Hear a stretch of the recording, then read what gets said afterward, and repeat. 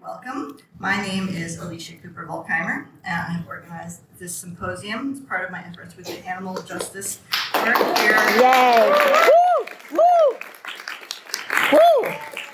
Here at the Unitarian Universalist Congregation of Hillsborough, or UUCH for short. It is wonderful to see so many of you here to join us, both from within our congregation and from the wider community. Here at UUCH, our justice team has three areas of focus: social justice, earth justice, and animal justice. We started our animal justice work here about a year and a half ago by forming a chapter of the Unitarian Universalist Animal Ministry. As the UUAM chapter leader or chapter representative here for UUCH, I attend the monthly meetings with the other leaders around the country, and it has been inspiring to see what kind of ways other UUs are working for animal justice in their own congregations. Things from policy work to film screenings, pet memorials, wildlife habitats, and more. Let's see. UUAM has also been leading the way in teaching about the new interdependence shared value, which was officially adopted in June of 2024 at the General Assembly of the Unitarian Universalist Association. It's part of what we call Article 2. The new wording is a powerful statement of our values. It includes the language, "We covenant to protect Earth and all beings from exploitation." The UUAM has championed this covenant by encouraging congregations to act out their shared values through initiatives like their sermon contests, chapter grant programs, and upcoming small group discussion called Embracing Interdependence, which I hope to host here in January. In fact, our symposium today is sponsored by one of these very UUAM chapter grants. So they have paid for your lunch. So over the past year, our work on animal justice here at UUCH has shown growing commitment to this shared value within our congregation. We have begun integrating animal protection into the very fabric of our community, from our policies to our worship to our celebrations. We are incorporating animal justice issues into our discussion and future policy about ethical spending. We have added animal justice share the plate partners like Blind Spot and Piedmont Farm Animal Refuge. We have celebrated community through events like our Thanksgiving potluck. I've incorporated animal justice into celebrations like the Jewish New Year for the animals and my Passover celebrations. And I've also had the privilege of giving a sermon, which was called Tikkun Olam for the Animals, about the powerful language in the new Article 2 values, which I spoke about earlier. We also brought in a Sunday speaker from Blind Spot Animal Sanctuary and hosted a field trip there. So here's some photos of some of that work. On the left side, you see our photos for our field trip up to Blind Spot. And on the right side, from our Jewish New Year for the Animals Council of Wellbeing celebration. And all of this work has laid the groundwork for the important conversation that we're about to have here today as we bring together diverse voices to share wisdom and inspire our next steps. And we invite you all to be part of our ongoing journey. Here's our agenda for today. So as you know, we're running a little bit behind already. The stream's working! Yay! Yay! Okay, welcome to everyone on the stream. Yay! You missed my introduction if you're on the stream, but we welcome you a few minutes late. And if you have questions on the stream, then we invite you to put your questions into the chat, and they will be collected for us to ask our speakers at the end. So our first speaker today is Sudhir Shah, and Sudhir comes from us from the Jain Study Center of North Carolina. A scientist, innovator, and social entrepreneur, Sudhir Shah has been a student of various philosophical and spiritual traditions, including Jain philosophy, for over 30 years. Sudhir is a regular speaker at the Jain Study Center of North Carolina. So, welcome, Sudhir.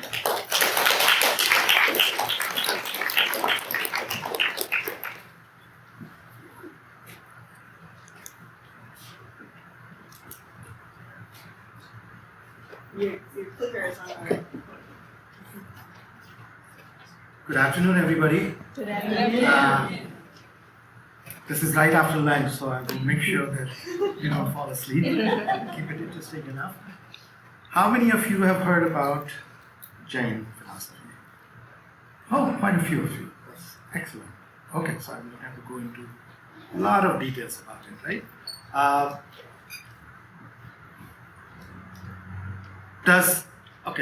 Does anybody know when it originated? Okay.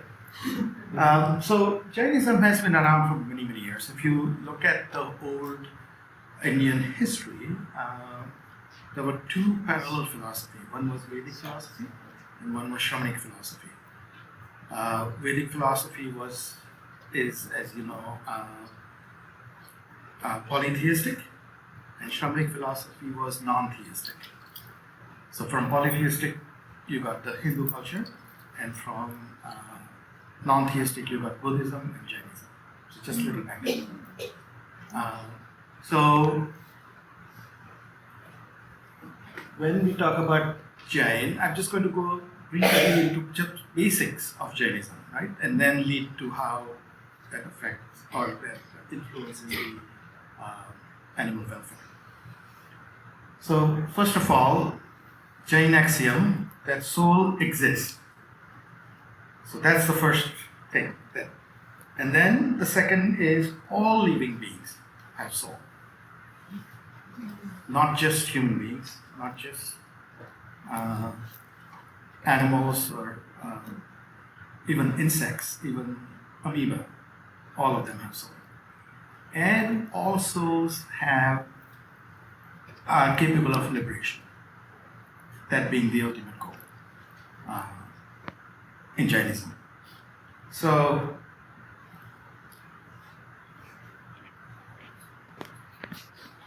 ahimsa is a huge part of Jain culture. Ahimsa means non-violence or non-injury. And the spiritual foundation we have is,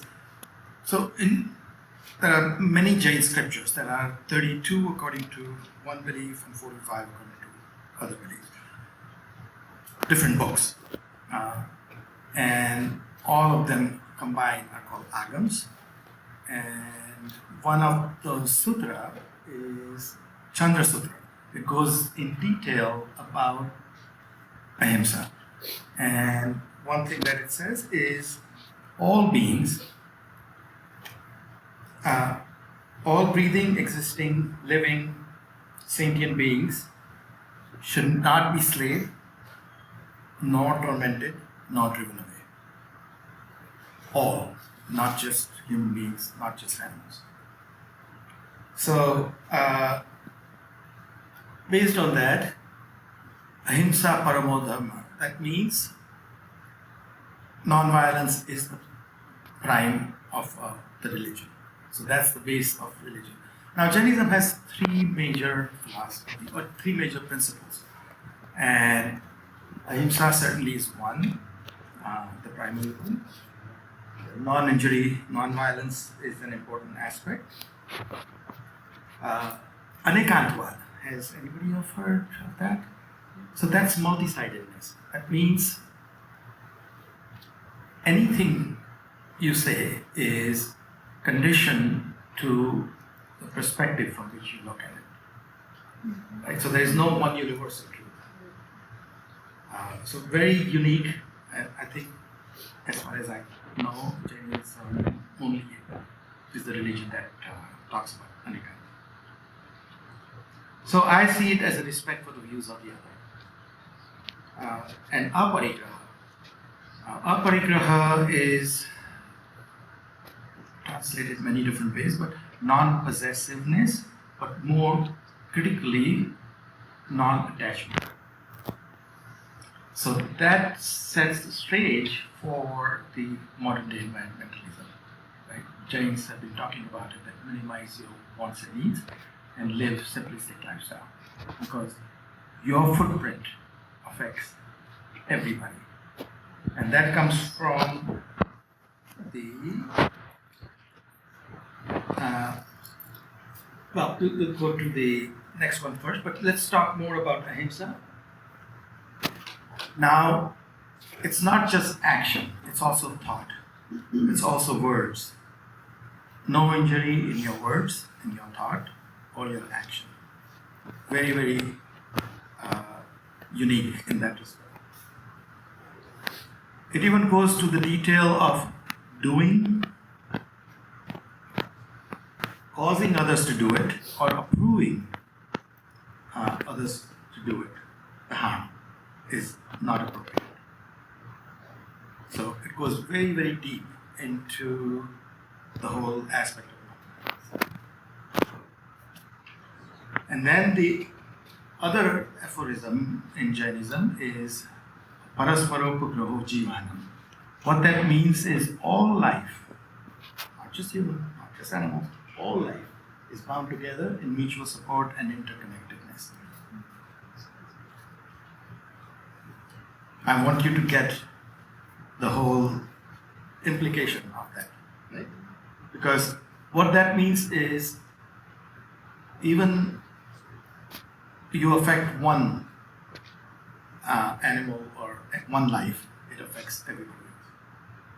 And we know now, right, that tsunami and or a fire or earthquake in another country does affect us. The whole universe is all interconnected.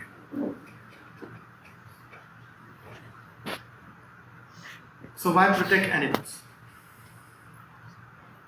Certainly we talked about interconnectedness, and that's an important aspect of it.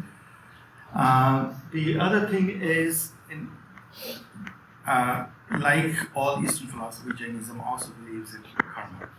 And karma is basically nothing but a law of cause and effect. For every cause, there is an effect. So if you are causing harm to somebody else, the effect of it is harm to you, or in some way or the other. So for spiritual growth, certainly practicing ahimsa in your day-to-day life is an important aspect. Ecological balance is the other aspect, which many don't consider of animal welfare. As species become extinct, it's affecting all aspects of ecology. So how do we practice ahimsa in day-to-day life? Certainly diet is one way. And if you see, most Jains are vegetarian.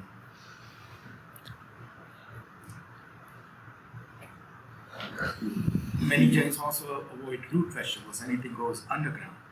And there are different beliefs in there, and I won't go into it in detail because I want to finish in time, so other people can continue to.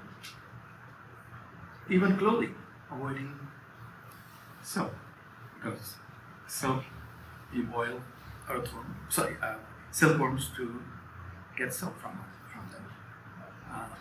Now you may say, well, but Indians wear saris, and they wear silk saris, and every sari requires about 2,500 silkworms to be boil alive, right? So typically Jains don't wear silk. Jains don't wear leather goods. Jains avoid wool. That's because of the ahimsa being the primary principle of Jain philosophy. Jains, you won't find Jains into many harmful occupations. There won't be the leather industry. There won't be anywhere there is, or butchering industry, or anywhere there is harm to animals or other creatures. You won't find Jains going in those professions, typically.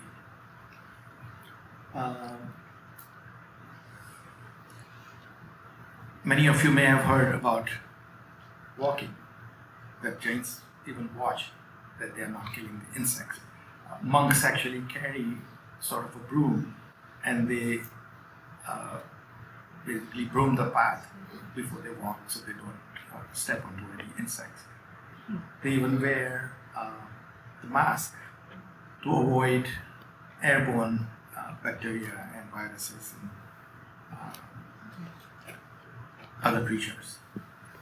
Now, we know in last few years that there is life in plants. Jains have been talking about it for thousands of years. Life in water, life in air, life in fire, all of it is written in the scripture. So to be compassionate to all life forms, so there is a classification, 1 sense being like plants, to 5 sense being like human beings or animals. Insects would fall in around 2 sense, and sense of basically touch, smell, taste, vision, and hearing. So, according to Jain philosophy, the highest senses more the consciousness of that creature. So it's more harmful to kill or harm any creature of the higher senses. And that's the reason Jains say, okay, yes, there is harm in killing plants, but we need to survive. So we want to minimize. And that's the whole idea. The spirit is minimization of any harm done.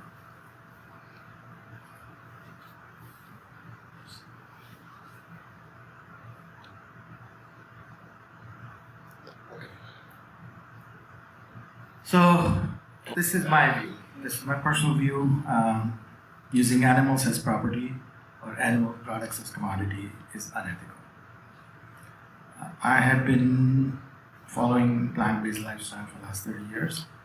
And the way the switch occurred is one day my 5-year-old, we enrolled him into Jain Sunday school.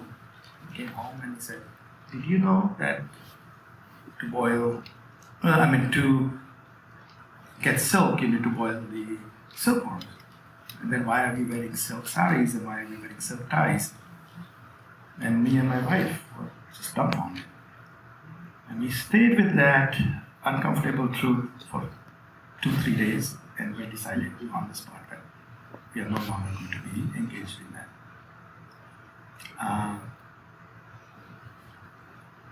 Then the following year, I chose to be the Sunday school teacher. And to be able to teach, I needed to make sure that I understand first philosophy better. So I studied the scriptures. And more I learned, more I saw the disconnect between the philosophy and the practice. So one day decided that, okay, if I'm going to teach ahimsa, I cannot continue harming animals, and I chose to be vegan. So it's been 30 years since then. What are the modern challenges? Factory farming, of course, deforestation and habitat loss, climate change from animal farming. Everybody knows about the climate change, right, of animal farming. We produce more greenhouse gases through animal farming than all the petroleum-based use that we have in motor vehicles and airplanes and ships. They produce less greenhouse gases than the animal farming, but nobody addresses that. We all talk about reducing carbon footprint through using electric cars and fuel-efficient automobiles, but none of us even touch the animal farming because lobbying is so huge. So even when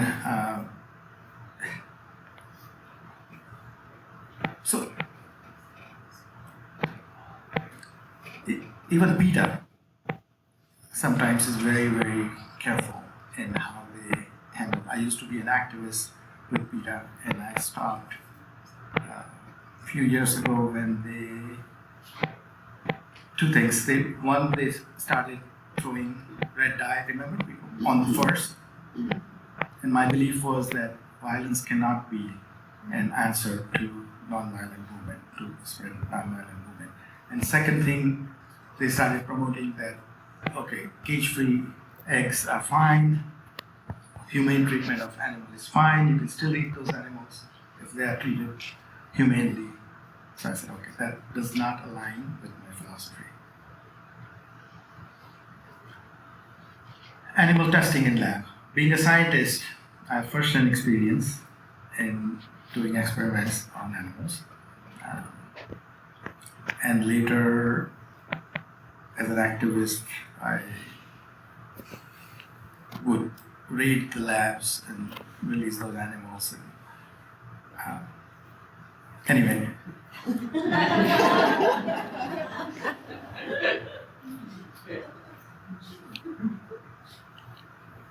So typically, Jains are vegetarian, as I said earlier, but they are not vegan.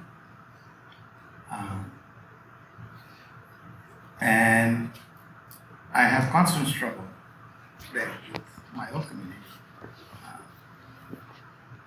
Now, you would say, okay, what's wrong with milk? First of all, it's unnatural. No other species drinks milk of another species except human beings. If you see, no other animal drinks milk of another species. And that too beyond infancy. Okay. All babies drink milk, but only in infancy. Human beings are the only ones that drink milk beyond infancy. Everybody knows about it. The way you get milk is you have to impregnate cow or buffalo or goat or whatever animal it is. And that's done forcible.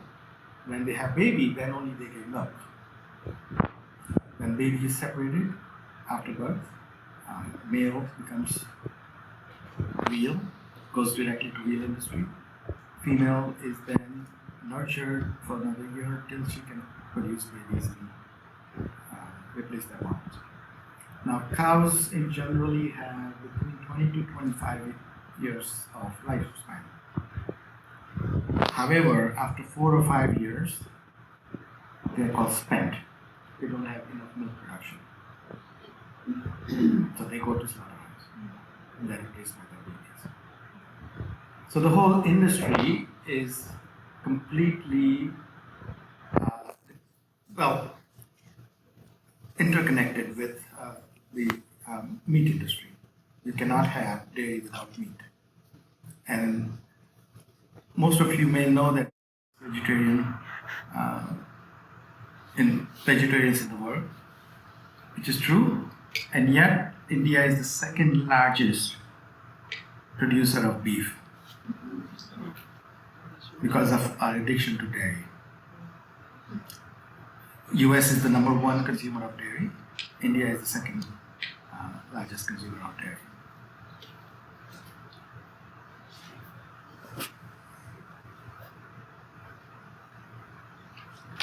So certainly in Jain community, there is people like me, there are many who are trying to increase the awareness and have greater looking at various choices and being vegan, being fully plant-based. We are there 90% of the time. We just have to take that extra step, give up that dairy. We also have our central organization, Jaina, nationwide. We have the offshoots of those, Ahimsa Foundation and Interfaith Advocacy Group. So a lot of things are being done at grassroots level and also at the national level.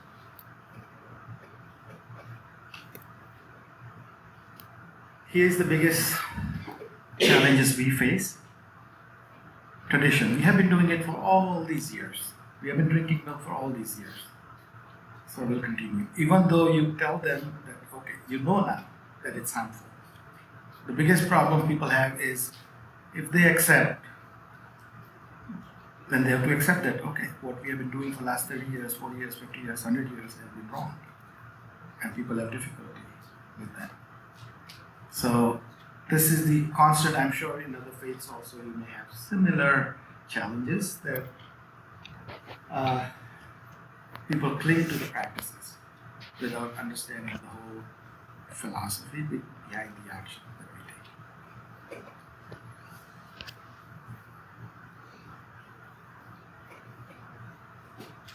So this is the action plan.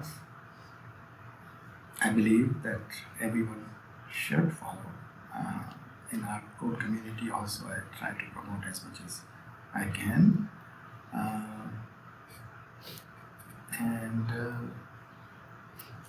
Yeah, this is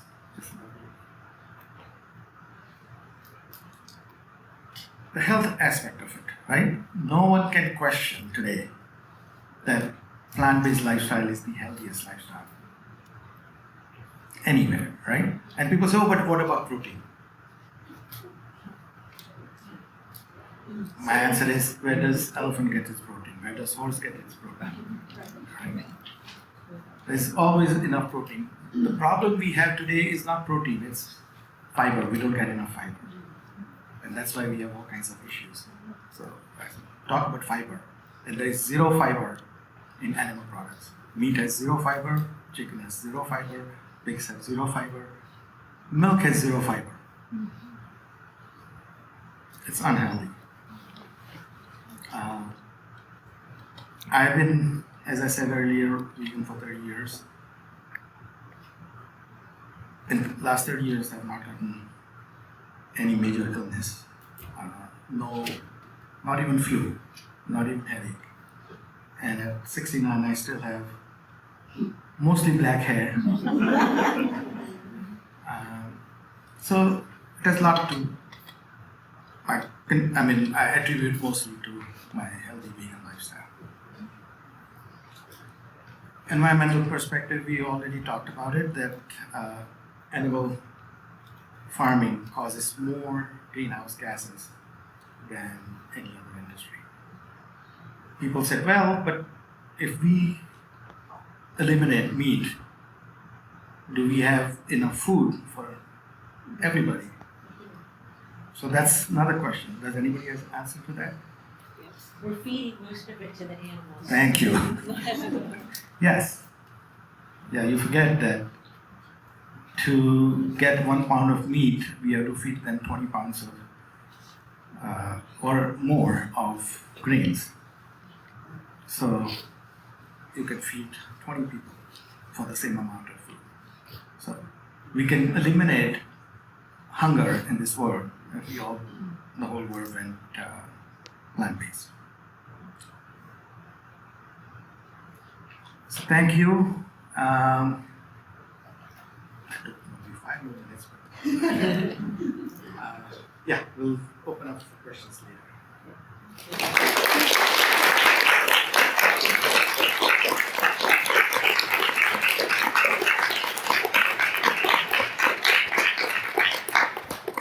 Wonderful. Thank you so much, Sudhir. I'm so glad you were able to come.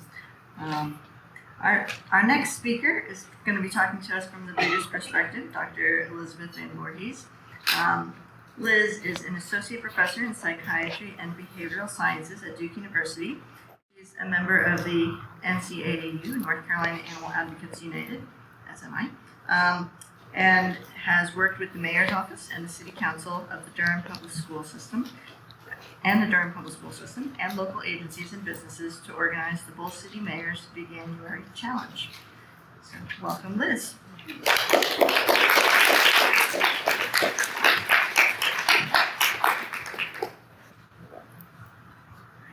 So thank you, and I really appreciate that Sudhir talked a lot already about the I don't know if I'm gonna have enough implications of space on my animal agriculture, phone. because I won't be talking as much about that. I'm really glad that he sort of started us off with that. So I took vows in the Buddhist tradition at 19.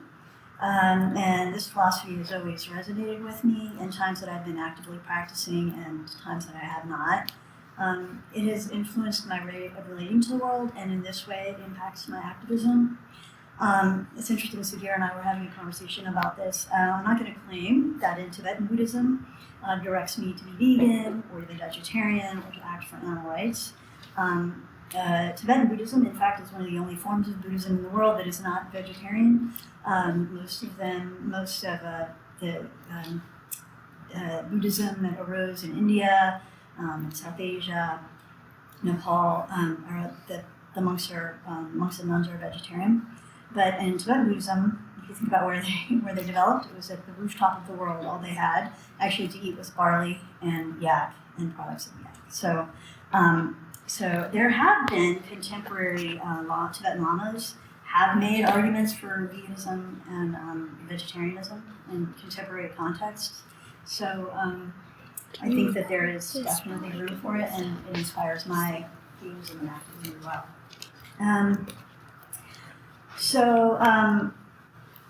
I think the tenets of Buddhism prepared me to become both a vegan and animal rights activist once I learned about the suffering that animals endure in our current industrialized food system.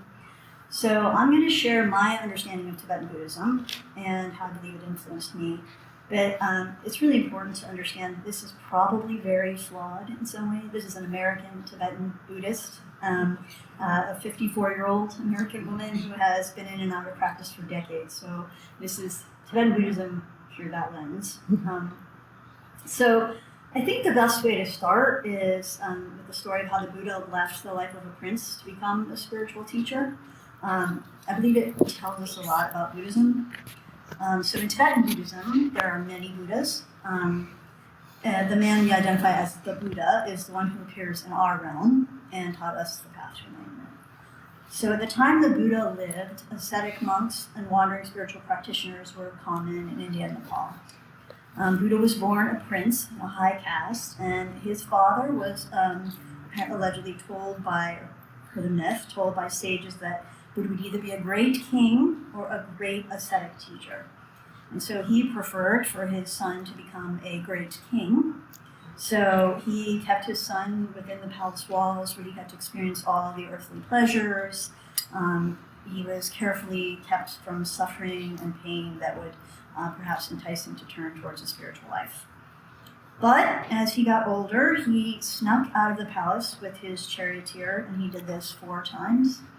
The first time he snuck out, he saw an elderly person, and he asked his charioteer, "What is this?" And the charioteer said, "That is old age, and that happens to all of us." And he was shocked. He left 3 more times after that, seeing sickness, seeing death, and being shocked each time that these were explained to him that this will happen to all of us.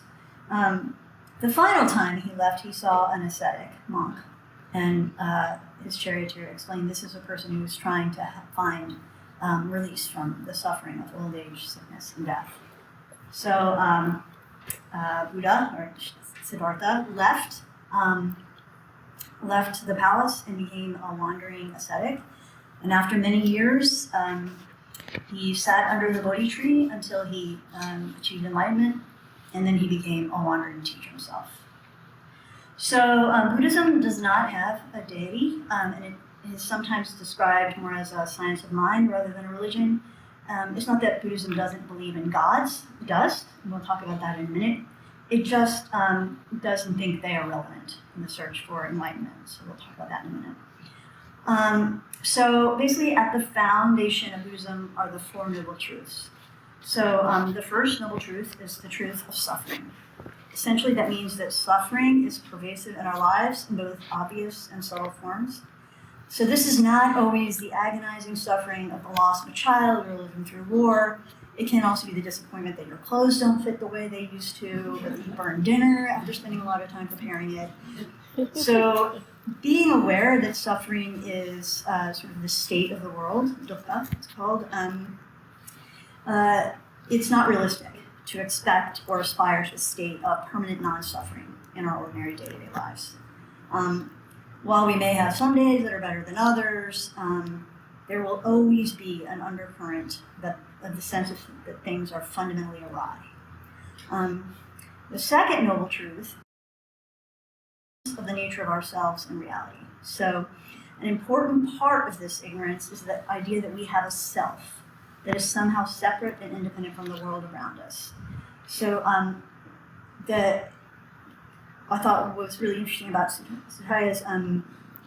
Sudhir's talk was that there's a sense of a soul, and that is distinct from Buddhism. And I think he even sort of talked about the 2 different strains that came out of religious thinking in India. And Buddhism is the strain that has the concept of anatman, or no self.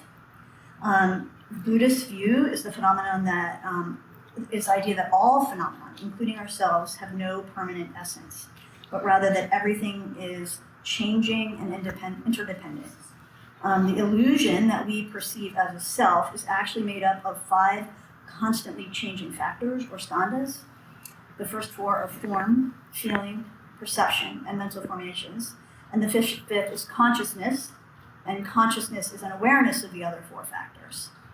And all 5 of these factors will inevitably disintegrate. So the struggle to maintain the delusion of an ego or self is what drives samsara, or the cycle of birth and death, cycle of existence, in which we suffer. So the third noble truth is that there is a way to end this suffering, and that we all hold the capacity to purify the delusions that keep us in samsara. And the fourth noble truth is that the Dharma, or Buddhist teachings, is the path to that liberation. So by spiritual practice, living ethically, and developing wisdom, we can take the same journey to enlightenment and freedom from suffering that the Buddhists have. So I think these ideas have infused my thinking broadly, and that they show up in my animal activism as they show up in most aspects of my life. So unlike Sudhir and a lot of people in the vegan movement, for the first 50 years of my life, I was unwilling to accept the depth of suffering that animals experience in our food systems. I flirted with it when I was 16. I became a vegetarian because I didn't want animals to die for me. But I knew that there was likely something else going on that I didn't want to know, and I struggled to maintain that delusion. And to me, this makes sense in the context of Buddhism, because we as humans struggle with delusion that we even exist as independent selves, and we spend our lives acting according to that delusion. So of course, I would spend much of my life clinging to a comfortable delusion about the happiness and comfort of the animals that I was eating. But because I know that I am capable of such profound delusion, that I live it every day, when I was made aware of gestation crates from mother pigs, that broke something. I realized emotionally that their suffering is real, and that looking away does not prevent it from being real. The delusion that things can't really be that bad was just that, a delusion. A familiarity, a comfort, like the idea of the self. The delusion was broken because I knew it was possible for me to have a delusion that profound and to jealously guard and protect it, like I do the delusion of the self. Once I awoke to the reality of gestation crates, I allowed myself to look further, and I learned more about how animals are raised in our industrialized farming system. And samsara is real, and that suffering is felt more intensely by others than it is by me. So the 4 noble truths are fundamental to Buddhism, and these have become the foundation of my willingness to see suffering that I would otherwise continue to ignore. Buddhist cosmology also frames my philosophy of activism. One of the things I love about Tibetan Buddhism is that the symbolism that expresses things in a way that are accessible to me. So let me see if I can. There we go. Okay. So I'm going to talk to you a little bit about the Buddhist cosmology, and whether what you see is literal or symbolic, that's totally up to you.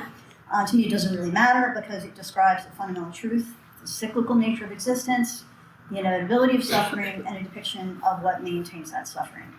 So you can see, this is a Tibetan painting of the wheel of the 6 realms, and it's got a lot of other stuff going on there with a lot of other symbolism. I'm just going to focus on the 6 realms here, which is that sort of circle in the middle, and tell you about those. The first realm is the realm of the gods. Things are great there. The gods have power, wealth, and happiness, and they live very long lives. The problem is that their freedom from suffering is just that. They don't recognize the truth of suffering because they don't feel it. They have no motivation to practice the Dharma and to become free, and their lives will inevitably end. Even though they're very long, they will end, and they will fall down to good things, but they have no patience for inferiors. They look down on others. And they have no motivation or time to do that Dharma. This is the human realm, that's us, and we are lucky because we are aware of the reality of suffering, We are curious in nature. So we have the unique fortune of having the opportunity to engage in spiritual practice and find release from samsara. The hungry ghosts, or the fourth realm, they suffer a lot. They have huge stomachs and tiny mouths and necks, so they can never satisfy their hunger and craving. Beings in the hell realms suffer much like the beings in Christian depictions of hell. In Buddhist cosmology, there's both a hot and a cold hell.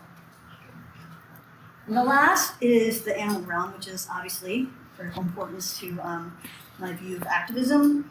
We engage with these beings every day. The difficulty animals face is that they are often in fear, and they lack the cognitive capacity to understand the Dharma for themselves. This is where I think the idea of reincarnation, either literally or figuratively, is critically important. In Buddhism, it is believed that over the millennia in which sentient beings have been reincarnated, the billions of reincarnations that all of us have been through, it is very likely that each being you come in contact with has at one point been your mother.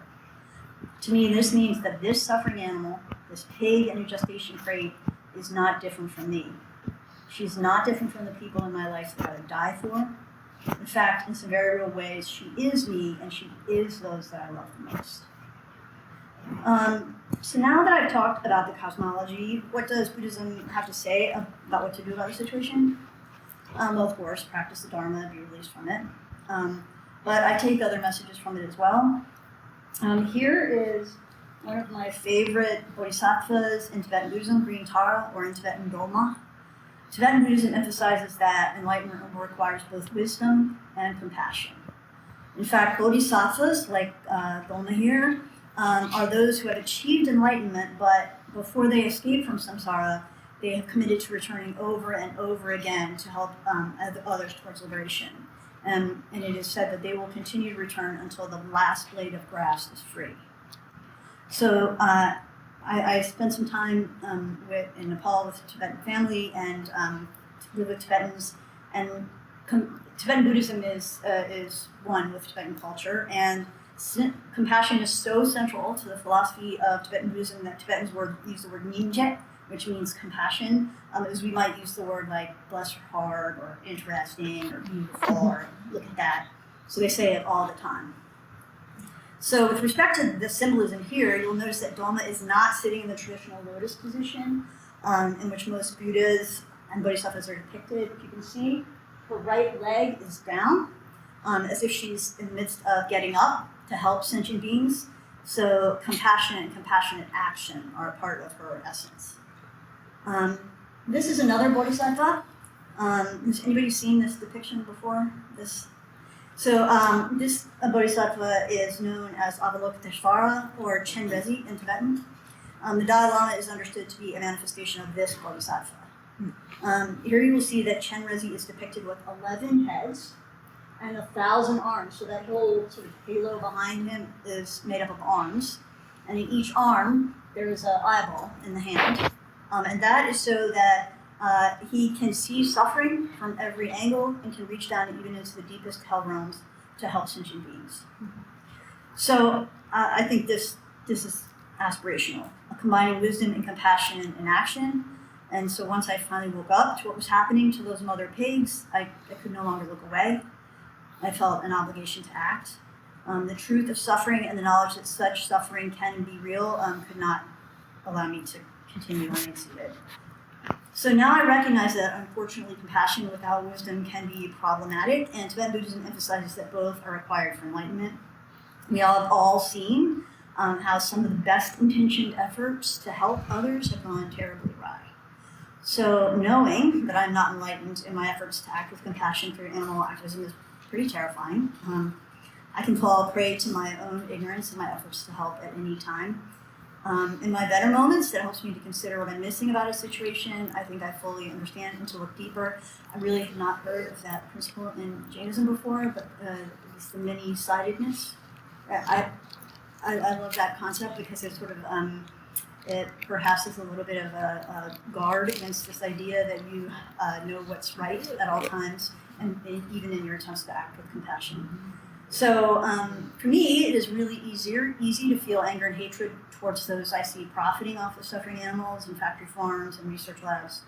It is harder to step back and ask what I am missing from this perspective. So, but this was really brought home to me in an interview between two of my great heroes of the animal rights movement.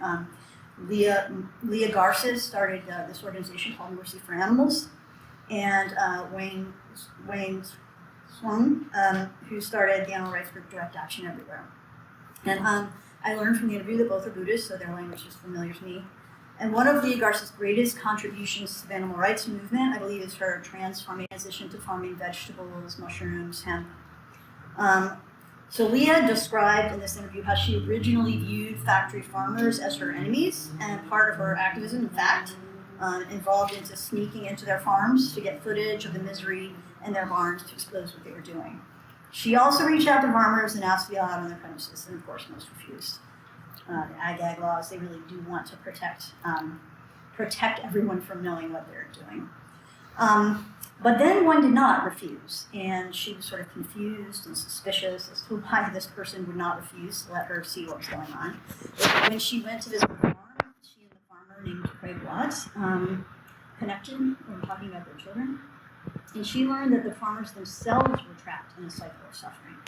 The farmers are captive to a system wherein the large corporations like Tyson reap the profits, while the farmers hold the risk. So when animals die or they don't produce enough animals, they hold the risk of loss. And Tyson, or whatever large organization, reaps the profits.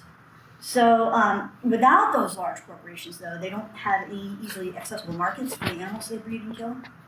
So the farmers couldn't get out of the system and still feed their families. So Leah and Craig became unlikely allies in developing the transformation program. She shared out later when she was up on a hill looking down as the last shipment of pigs went out on trucks from a factory farm that was transitioning to growing vegetables. She heard the entire group of workers cheer. They were free of the misery that previously they could not escape. So I guess I would say that for me, the willingness to see suffering as real was a gift that Buddhism gave me. It can be that bad, contrary to what we want to believe, because the nature of samsara is suffering, large and small, and that does feel like a dubious gift. Wouldn't it be better to continue to live in ignorance of this reality? But I don't think that's really true. The ignorance of our delusions that keep us in samsara are not a true comfort for the suffering involved. And somehow I think I'm happier knowing this truth and allowing it in. A second gift Buddhism gives me is hope. Though ultimate release from suffering requires wisdom, compassion, and disciplined spiritual practice, I also believe that we can work towards relieving suffering now. The Dalai Lama often repeats the fundamental principle: everybody wants happiness and everybody wants to avoid suffering. So I believe this applies to humans, to pigs, to chickens, frogs, even cockroaches, though if you guys can figure out how to manage them when they're running across your living room floor, I'm not sure. If anyone figures that out, you know. So allowing myself to become wise to a system I did not see and previously played a role in was half of my own transformation. Knowing that I must act with compassion for change was the other. So wisdom and compassion are at the heart of Tibetan Buddhist practice. But also humility, because I'm not yet enlightened. I'm vulnerable to ego and grasping and not understanding and just succumbing to hate and anger and delusion, just like everybody else. When we get moments of enlightenment from this, moments of openness, like Leah Garces did, we see that we are all part of that cycle of suffering and that all of us need to be liberated. So, yeah, that's it.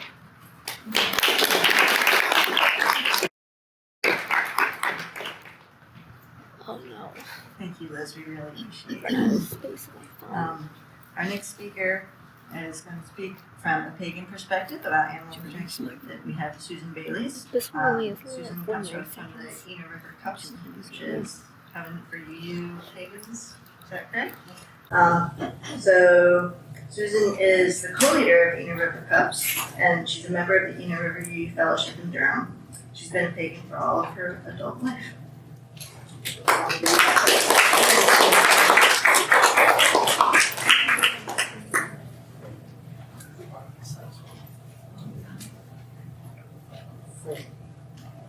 there's an arrow button. There we are. Okay, I can adjust this down a little for you. Is that better? yeah, probably. You can hear me? Yes. Okay. So, for Earth-centered religion, nowadays called neo-paganism, is the modern paganism that people practice today. And the word pagan is from Old Latin, which meant from the word paganus, which meant rural or villager. And that came from the fact that in the old times, the villagers weren't converted to Christianity as quickly as the city dwellers. And so pagan came to mean non-believers in Christianity. So neo-pagans covers a lot of different groups. Just like there's a lot of different subgroups of pagans that have different practices and different beliefs. And the neo is to differentiate the modern pagan movement from people of ancient times in old Europe. And this modern strain of paganism sort of started around the 1940s. And with a couple of writers, Robert Graves wrote The White Goddess, and Gerald Gardner put together sort of what pagans of old Europe may have believed, and mixed it together with ideas from the Kabbalah and magic, and kind of drew on a lot of different stuff. That kind of started people becoming interested in what were pre-Christian religions, and people just started delving. And then in the 70s, with a wave of feminism, a lot of women started wondering, well, what about goddesses and the divine feminine? Does God have to be a male figurine, and finding out a male being or something? And then doing research and finding that there were goddesses in ancient times throughout the world. And it was around that time that I began seeing myself as a pagan. I was not raised as a Christian, I was raised more as an atheist, so I never did go down that other path.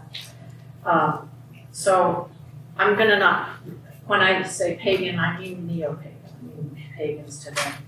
And I certainly can't speak for all pagans because of the variety of beliefs, but I will try to explain what are the most commonly held beliefs. And one of the most common things is that the earth is sacred, the earth is important, and that noticing the seasons, and by the seasons, again, we probably draw from old Europe, 4 seasons of the year. This is not a paganism of the equator, which I'm sure there are people with religions there that are not based on winter, spring, summer, fall, but the kind of paganism that I practice follows this wheel of the year, with the solstices and the equinoxes being the 4 big holidays that people have celebrated for thousands of years, and then halfway in between each solstice and equinox is the cross-border Sabbath or holiday, and those are also very important holidays. That's Candlemas, May Eve, Halloween, and Lammas. So, like I said, the earth-based spirituality is one of the, and the connection to nature and the connection that the seasons are somehow really important to recognize is very common among pagans. Many are polytheistic, worshiping or taking inspiration from a pantheon of gods and goddesses. There are so that there's pantheism, the belief that there's a sacred element to all living things. Animism, viewing divinity and consciousness inherent in all things, and some pagans would include that as all matter, including rocks and crystals and just everything is part of the universal consciousness. Divination, psychic ability, practice of magic, trusting your intuition, these are very common beliefs that pagans have or use or do. Reconstructionist practices, many modern pagan paths attempt to reconstruct ancient beliefs, and some will follow certain paths such as Celtic, Norse, Roman, or Greek, and some pagans are inspired by Native American ideas, finding the sacred in all beings and in all nature. The idea of the two-legged and the four-legged being relations, part of the relations of our greater family of life on earth.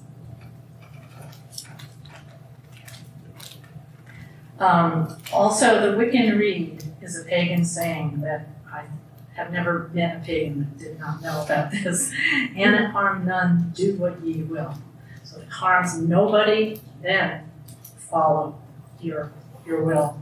And for me, this is a call to action, that it's important to take responsibility, to make decisions, to extend my will, to do what I can in this lifetime of mine, but always being mindful of harming none. And for me, that none includes the animals and the planet, which all have inherent worth. But I am not completely vegan. I've been vegetarian for decades, and I try to mitigate harm by the foods that I choose to buy. And then another common saying is the law of three, which is similar to the concept of karma, that the energy you put out will eventually come back to you 3 times over. I don't know if it's exactly 3, but the concept is there. If you're going to be causing harm, that harm is going to come around and come back to you.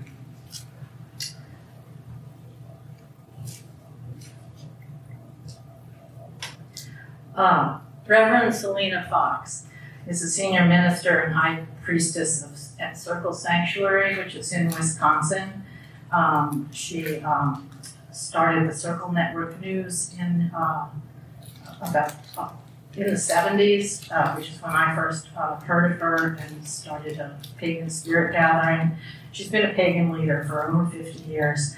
And I wanted to read just this excerpt from this longer pagan mission statement poem that she wrote that I find really powerful. I am a pagan. I am a part of the whole of nature. The rocks, the animals, the plants, the elements, and the stars are my relatives. Other humans are my sisters and brothers, whatever their races, colors, genders, ages, nationalities, religions, lifestyles. The earth is my mother, the sun is my father. I am a part of this large family of nature, not the master of it. I have my own special part to play, and I seek to play that part the best of my ability. I seek to live in harmony with others in the family of nature, treating all others with respect, not abuse.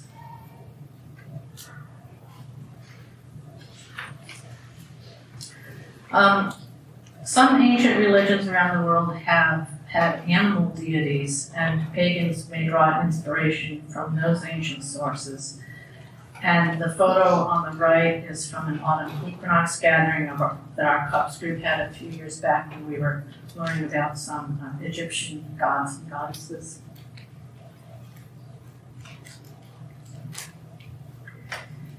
Animals have often been seen as omens or symbols of things. In many cultures, both ancient and modern, sightings of different kinds of birds and animals have been seen as messengers, sometimes messengers from the gods, being that they come from the sky, or omens of events to come.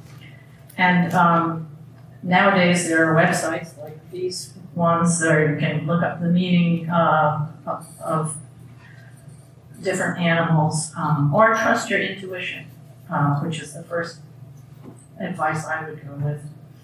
I know several people who have had a bird or other wild animal visit them after an important loved one has died, hang around, keep visiting, and they really felt the presence of that person when that animal visited.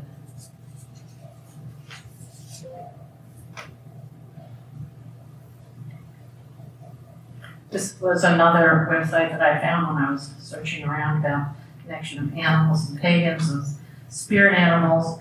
And some people feel there is a particular type of animal that they feel connected to for inspiration or for direction. And this website has descriptions of the significance of many animals, although that meaning varies in different cultures around the world, of course. And you may have more than one special animal, or find that the one that you need changes throughout your life, or even day to day. Recently, I've been attracted to ravens and phoenixes, and as I've been making some transitions in my life, and I made this raven T-shirt for myself, and I've made other T-shirts of different spirit animals because I used to design and screen print T-shirts, and now I just design them. So I decided to look up on this website, like yesterday, what does raven mean, since it's powerful to me, and crows. But it said, when the raven flies into your life, raven is assuring you of impending change. He brings with him the ability to bend time and space for the perfect moment at the right time. He signifies rebirth, renewal, reflection, and healing.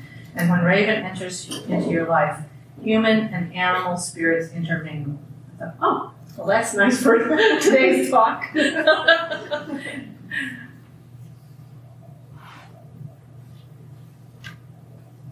Guided meditation and shamanic practices.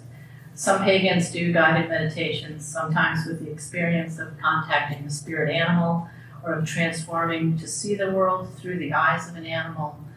And shamanism isn't exactly the same as paganism, but there are a lot of shamans, especially in South America and Central America, wise people, and but there's an overlap, and so some pagans are interested in learning about shamanism, and I would say there's definitely some similarities in the reverence for life and the belief that there's an internal spirit that we can, a spirit world that we can connect to. Now, not all pagans believe in the spirit world. Some pagans are really more focused on nature and just like the aspect of all of the earth being sacred. Oh, I brought this tarot deck with me if anybody wants to see it afterwards. This is my favorite tarot deck. And every single card is a different animal. And the drawings are so beautiful. And there's a little booklet that explains what each one means. And it's every time I shuffle it and then pull out the card for the day, it's just perfect for that day. It's really uncanny how well this deck works. And when we had our cups, our table at our Connections Fair last month, I was pulling it out to anybody that came by and shuffle it well, choose one card.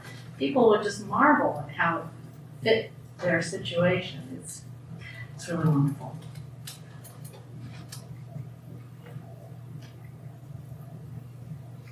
About pets. Many pagans are loving pet parents, and the idea of witches having a magical familiar or an animal assistant is in lots of stories and movies, and certainly being kind to animals follows from the pagan values of the inherent dignity and worth of every being. One temptation to avoid would be to keep wild animals as pets, such as owls. You know, not a good idea. You see it in Harry Potter, but, which led me to find in my research, I was searching in Google for pagan animal rights groups, and I found this Protego Foundation, which is mostly young people and Harry Potter fans who formed this organization to protect animal rights, to promote veganism. They have the vegan cookbook and right against unfair practices with chocolate. They led a campaign to stop Warner Brothers from using live owls in any productions at Universal Studios.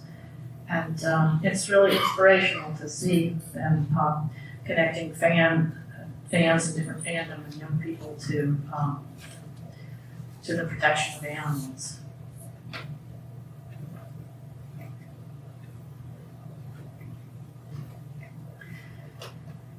Now, this book, Living with Honor, Pagan Ethics by Emma Riesel-Orr, I have just read the last few months preparing for this, and this book has given me a lot to think about, especially the chapter about non-human animals and all the ways they are abused in the world today. And she explains how modern society is anthropocentric, putting human needs and desires above all others. And she even questions the relationship of humans and their pets. Ownership is kind of an imbalance, and we are not the stewards of everybody else. We are co-inhabitants on this planet. Although she does acknowledge that there's often value and love shared, and she particularly points out animals that help differently abled people and blind people. That could be, a really great sharing without exploitation. The key thing is, where is the respect?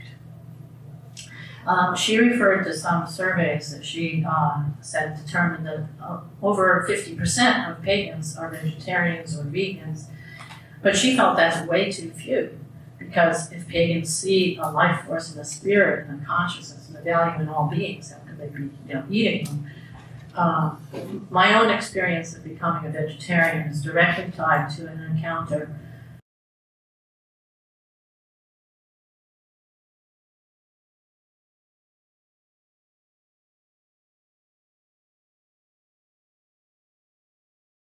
religious practice is about our each and every interaction, how we perceive and treat another, whether that other is a human being, a cat, a beetle, a tree, or a stream. That's the foundation of pagan theology. If we are to live with honor, and indeed to honor the gift of life given by our ancestors, we must grasp our free will, as the Wiccan Rede states. At the heart of pagan ethics, honor is achieved when we acknowledge our free will with the courage to be honest, with responsibility for our actions, and with respect that allows loyalty and generosity, knowing that we are all utterly and irrevocably connected. Living within a world where consciousness is inherent within the fabric of all existence, ethics are crafted through an awareness of the integral connection. And I agree with the author that the level of interconnection that we perceive, that is what will enable us to act more respectfully to all beings on earth. And see that little frog? I came upon her just a few days ago while I was putting out the recycling, and I didn't want her to get into the bin. She was like up on the side edge of the blue bin. Don't jump in there. So I relocated her to the front yard, and I felt the marvel of this lovely creature living so nearby us, and I called my husband to share the moment and snapped a photo. This connection to animal beings is what I felt so deeply with a stray dog about 30 years ago. That night, that evening, the dog was limping. I saw it across the street in the front yard, and when I called to it, it came close enough. I could see it had a collar, and so I was like, oh, you belong to somebody who, And when I coaxed the dog to my front porch, I saw that it was so thin, it must be starving. And its back leg was injured. And it must have been roaming away from home for a really long time, for days and days, to be that skinny. And as I looked into its eyes, I became brokenhearted and also angry the people in my neighborhood could overlook a dog like this for so long. And then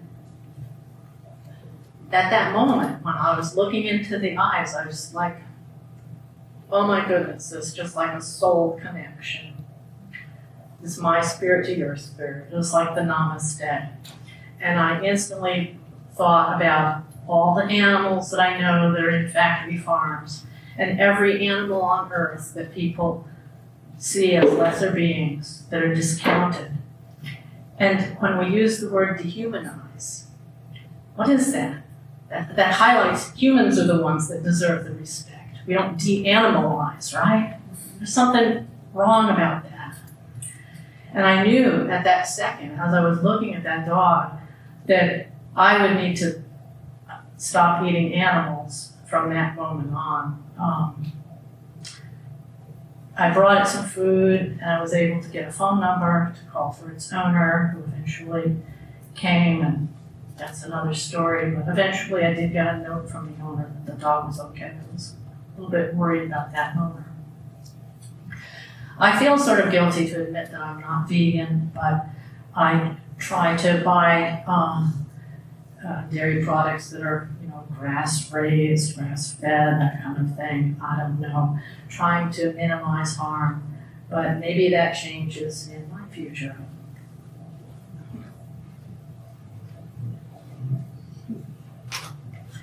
So I'm co-leader of this UU pagan group at Eno River Fellowship in Durham, and we've been meeting for about 6 years at the 8 Sabbaths of the year. And if you want to attend one of our meetings, you can get on our Google group mailing list for invitations to the events at cups at urf.org, or if you go to the urf.org website and search for different faiths groups, you'll find our cups group. The email address will be there. So thank you for listening to my perspective.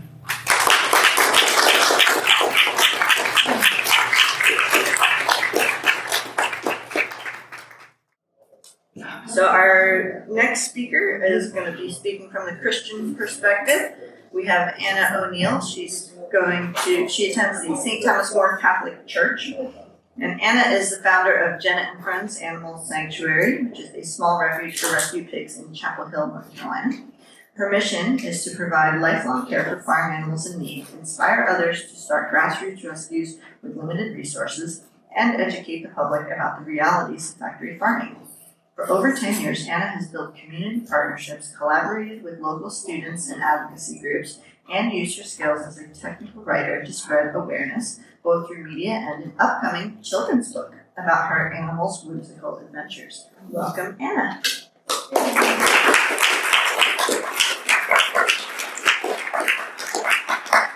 Let me make sure I understand how this works. We just do that. There's a little. There we go. Okay. Awesome.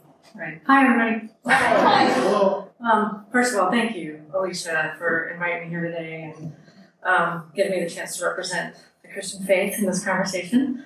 I love how people of different faiths are coming together to share how we're inspired to care for and protect our animal friends. Agenda. This is a short presentation, but I still made an agenda. I'm going to start by giving you a little introduction about me, my animal sanctuary, and my meandering Christian journey over the past several decades. Then, using the Bible as my source of truth, we'll walk through the concept of dominion and address how we can reconcile some of the more difficult passages in the Bible, especially those dealing with really disturbing practices like animal sacrifice. Finally, I'll talk about Catholicism in particular, concentrating on teachings for compassion and justice, St. Francis of Assisi and his legacy, and the concept of animals in heaven. And if that were enough, I'll end with how all this drives my mission to rescue animals and spread that love to my community. So, first of all, my name's Anna O'Neill, and I'm the founder of Jenna and Friends Animal Sanctuary here in Orange County. I'm kind of between here and Chapel Hill. I started the sanctuary a little over 10 years ago, and today we're currently home to 2 cats, 1 dog, 1 rooster, and 23 pigs. Oh my. 22 of them are potbelly pigs, and I've got 1 massive, huge farm pig named Petey. Most likely he fell off a transport truck. So I've built this peaceful refuge behind my home so I can be the primary caretaker and protector of these beautiful creatures, day in and day out. Besides running the sanctuary, I'm on the verge of publishing my first book. I can't believe I'm saying it. It's a middle grade children's book with short stories about, covers the shenanigans on the farm. The animals are the characters. It's kind of modeled after Charlotte's, but not nearly as good, of course. But that was such an inspirational book to me as a middle grade child, and I want to carry on that tradition. A lot of children visiting the sanctuary, and I see them light up when they meet the animals, and I really see potential in sowing those seeds of compassion in them. So my faith journey. So I grew up in Greenville, North Carolina, in the 70s and 80s, and I was raised as a Baptist. I was active in the youth group, went to church regularly, especially as a younger child.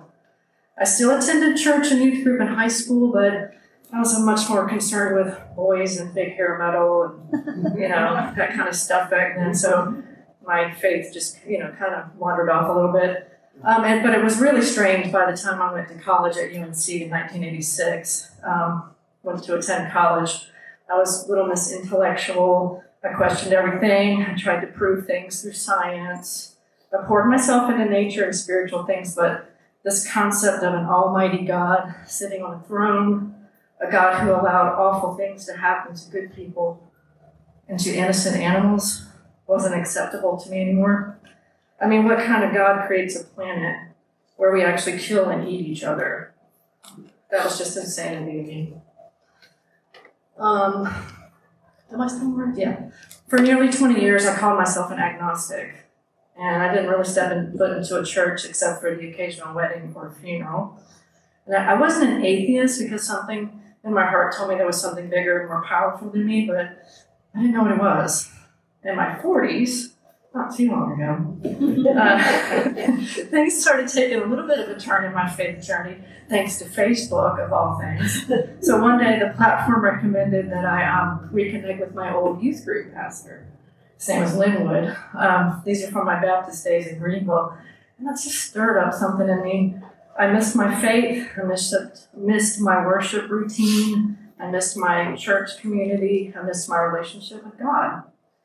And so by the time of my late 40s, I'd learned a lot of lessons, including realizing I just didn't know everything. I wasn't as smart as I thought I was. I'd lost my mother to cancer, and that really rocked my world. I became more open-minded about God and religion. So I started quietly slipping into churches, went to Methodist churches, Presbyterian. I even went to the Unitarian Universalist church in Raleigh. But I never really spoke to anybody. I just kind of slipped in and slipped out. And eventually I ended up at a Catholic Mass. And even though I had no idea what I was doing, this is where I felt something special. I was drawn to the depth of the tradition and the core principles. I love the power of the sacraments, especially the Eucharist or the Holy Communion, where the wine and bread actually become the real body and blood of Christ. So after going through the rite of Christian initiation of adults, or RCIA, I was confirmed at St. Thomas More in Chapel Hill last November, and I haven't looked back since. My dad passed away 2 months later, in January of this year, and I don't think the timing was a coincidence. 2025 has definitely been a year of transformation and growth for me. So as part of this transformation, I put a lot of thought into how my faith fits into my mission to care for and protect animals. One place I've been looking for answers is the Bible, the sacred scripture. Yes, it's written by human authors and translated many times over, but I do believe it was created via the inspiration of the Holy Spirit. So, surely we can get some answers to our questions about the relationship between Christians and animals in the Bible, right? So, stewardship and dominion. So let's start with Genesis, the first chapter of the Bible. Here we're introduced to this whole dominion thing. This is something I used to have a real big problem with. This is Genesis chapter 1, verses 26 through 28. Then God said, "Let us make man in our image, after our likeness, and let them have dominion over the fish of the sea, and over the birds of the air, and over the cattle, and over all the earth, and over every creeping thing that creeps upon the earth. Oh, there's my voice. So God created man in his own image. In the image of God, he created him. Male and female, he created them. And God blessed them, and God said to them, be fruitful and multiply, and fill the earth and subdue it, and have dominion over the fish of the sea, and over the birds of the air, and over every living thing that moves upon the earth. So, as I mentioned, this whole word dominion used to really bother me. I was like, okay, that is speciesism to the core. I was like, speciesism is the prejudice or discrimination that asserts that one species is morally superior to others, leading to exploitation or unjust treatment of non-human animals. So, is God giving us permission to exploit animals in the story of creation? So, I don't think so. Obviously, the Bible is interpreted in different ways, but many Christians today, including me, interpret dominion more like stewardship, which is a call to care for creation, not dominate it. To me, we humans, the dominant species, we have a duty and a moral obligation to protect the planet and the animals, not destroy or torture them. We're called to be the caretakers of the earth, a reflection of God's love for all he made. That's how I interpret the passage. The life of St. Francis of Assisi demonstrates this concept most clearly for me. He called animals brothers and sisters and treated them as part of one family under God. And we'll talk about St. Francis in just a little bit. So reconciling the hard parts of the Bible. I'm not going to deny that Scripture also includes some difficult passages, moments that are really hard to understand through a lens of compassion. In the book of Leviticus, for example, animals were sacrificed daily as burnt offerings for sin and thanksgiving. In Exodus, during the plagues of Egypt, countless animals perished, livestock struck by disease or hail. Other laws treated animals as property, allowing their use in labor or punishment. These verses they're painful to read, especially for those of us who see animals as fellow beings with their own value and purpose. But when we look a little closer in the Bible, we start to see a shift. The prophets began to challenge those old traditions. Hosea spoke for God, saying, I desire mercy, not sacrifice. Isaiah reminded people that worship without compassion was meaningless. And for Christians, that shift reaches its fullness in the death of Christ, whose self-giving love ended the need for animal sacrifices once and for all. So disturbing passages don't erase the hard parts in history, but they reveal a larger story unfolding, one that bends steadily toward mercy, justice, and reverence for all living beings. Compassion and justice. In addition to giving us stewardship over the animals, the Bible is full of examples of God's care for them. When God told Noah to build the ark, he made sure animals of every kind were saved. And after the flood, his rainbow covenant wasn't just with Noah, it was with every living creature. In the Ten Commandments, even animals are given rest on the Sabbath. The Psalms describe God feeding both the cattle and the wild creatures. And in the New Testament, Jesus said, look at the birds of the air. They don't sow or reap, yet our Father feeds them. He reminded us that not even a sparrow is forgotten by God. God calls us to live with compassion and justice. They're not separate ideas, they go hand in hand. Jesus showed us both. He healed and comforted, but he also stood up against exploitation and injustice. And that call extends to animals too. Proverbs says, the righteous care for the needs of their animals. If we take that seriously, we can't turn away from their suffering. St. Francis of Assisi and the blessing of the animals, which I don't know if any of you went yesterday to the feast of St. Francis was yesterday. I took my dog up to St. Thomas More, Chapel Hill. She got blessed by the priest. It was really cool. A lot of dogs and cats there. I wanted to take a pig, but they don't travel well. So, St. Francis of Assisi, I've just been learning a lot more about the saint over the past few weeks. But he's always inspired me when it comes to compassion for animals. St. Francis lived in Italy back in the 13th century and was born into a life of wealth and comfort, but he gave it all up to live simply and serve others. He went on to found the Franciscan order, which focuses on peace, humility, and compassion for all living beings. We also remember St. Francis through the tradition of the blessing of the animals, celebrated every October 4th all around the world. At its heart, it's a beautiful reminder that our faith calls us to honor the sacred bonds between humans and animals. But what moves me most about St. Francis is that he just didn't see animals as a background to human life. He saw them as beings with their own dignity and worth. The stories about him preaching to birds or making peace with the wolf aren't just charming legends. They remind me that holiness includes the way we treat even the smallest and most vulnerable of God's creatures. I have a story about that in my little children's book about loving even the smallest little creature, like we talked about in the chain discussion. As a pig rescuer, I often think of St. Francis. I even have a statue of him on my walking trail. And his example reassures me that my work is not just about feeding and cleaning and medical care, it's a spiritual calling. Each act of kindness to an animal is a way of honoring our Creator. Francis helps me remember that compassion isn't something extra or optional, it's central to faith. And when I look at the pigs I've rescued, I know he would see them the same way I do, not as property or commodities, but as fellow creatures of God, worthy of love. What about heaven? Are animals in heaven? Yes. Sure, I think so too. Surely God would allow them in if he truly loves them, right? So for me, heaven wouldn't be complete without the animals I love.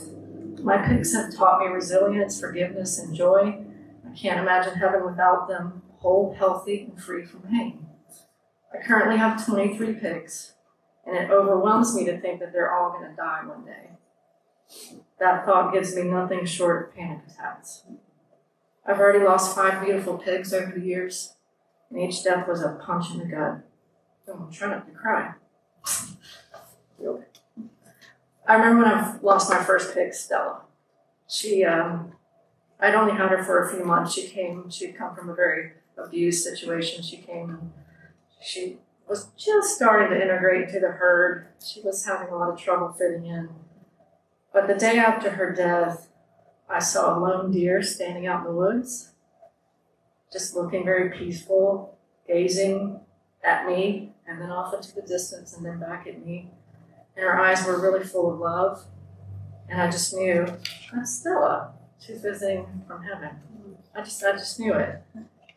And Abigail, I lost her about a year ago. She was a severely disabled pig. I rescued her from outside of Charlotte. She never integrated into the herd. She had severe arthritis in her hooves her hooves had never been trimmed. And she was just so traumatized. She had to live by herself in her own little pen area. When I lost her, I swear in the mornings I would walk outside to feed the pigs and I could still hear her grunting from her little house. And her best friend was Mabel the barn cat. And Mabel to this day will sit on her grave. And she just looks so peaceful and thoughtful, I think she's communicating with her, I really do.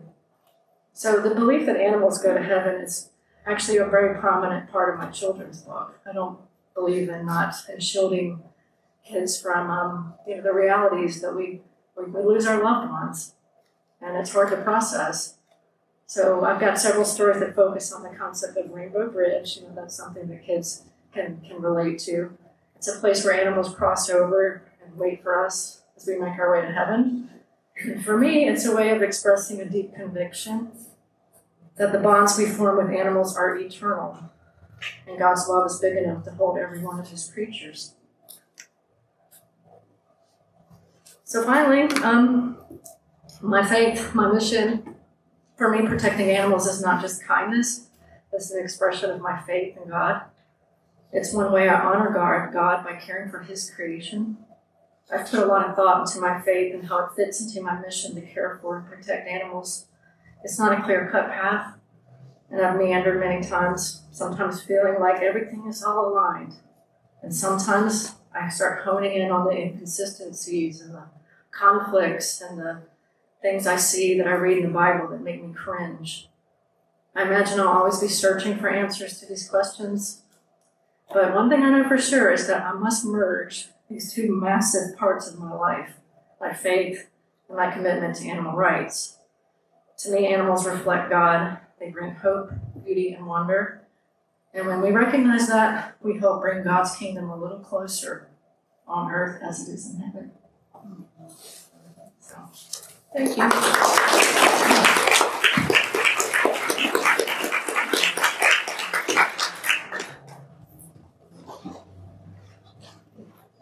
think you took my bios. Oh. I did. Thank you. Here we go. Thank you, Anna. Our next speaker is from the Jewish perspective. We have Dr. Jeffrey Clausen. He's here from Elon University. Jeff is the Laurie and Eric Skloot Professor in Jewish Studies, Professor of Religious Studies, and Chair of the Department of Religious Studies at Elon University. He received his rabbinic ordination and PhD in Jewish thought from the Jewish Theological Seminary of America. He is past president of the Society of Jewish Ethics and current editor-in-chief of the Journal of Jewish Ethics. And he is the author of books including Modern Musar, Contested Virtues in Jewish Thought, and Jewish Ethics, The Basics. Welcome, Jeff.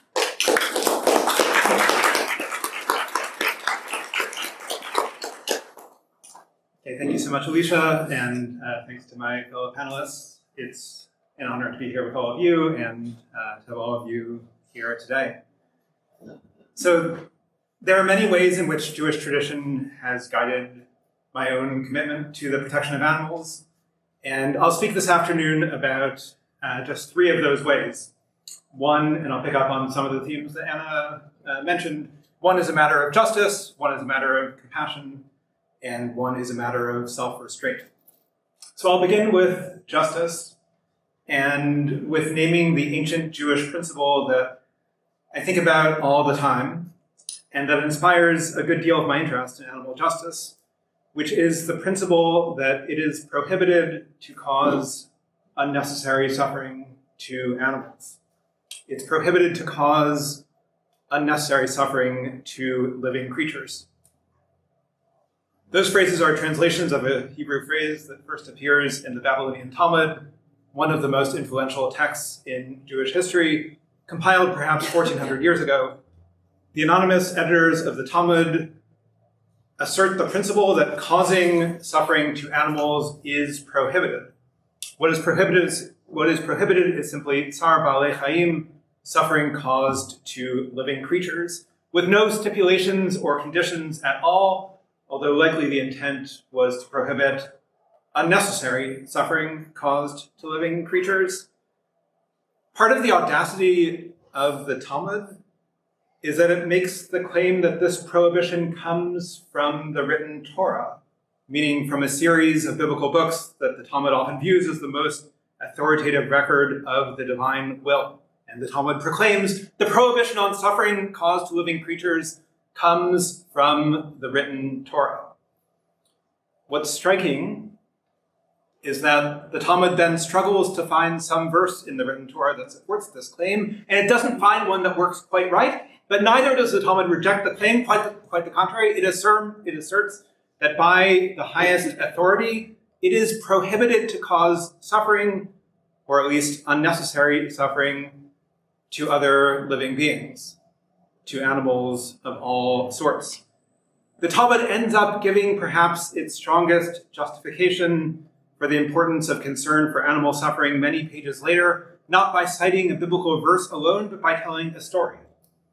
By telling a story of one great 3rd century rabbi, Rabbi Judah, who encountered a calf that was being brought to slaughter. It's perhaps the most powerful ancient Jewish story in which a non-human animal communicates in a way that its claims must be taken seriously. Rabbi Judah encounters this calf on its way to slaughter, and it goes to him, and it seeks refuge with him, and it cries. The calf weeps. And Rabbi Judah responds with cruelty. He says, "Go. For this you were created. You were created to be slaughtered." And for these words of cruelty, Rabbi Judah is immediately judged. As the story goes, the Talmud imagines a heavenly court that immediately convicts him of lacking compassion. And as his punishment, Rabbi Judah himself comes to suffer deeply for 13 years. His suffering is only removed those many years later when he encounters some innocent animals in his own home. Baby rats, it seems, and his maid is about to sweep them away, to kill them, it seems, and Rabbi Judah intervenes at that moment and says, "Let them go, don't hurt them," and he quotes a biblical verse from the book of Psalms, Psalm 145, in Hebrew, Rachamav al kol ma'asav, God's compassion is upon all of God's creatures. The story doesn't tell us exactly the details of how Rabbi Judah is transformed at that moment, but the heavenly court concludes he has shown compassion, so let compassion be shown to him, and his own personal suffering comes to an end. It appears that Rabbi Judah is deeply transformed by that moment. It also appears that that moment is part of the evidence for the universal prohibition on causing unnecessary suffering to animals. Part of what I find moving in the story is that the calf has real agency. The calf cries. It voices its needs.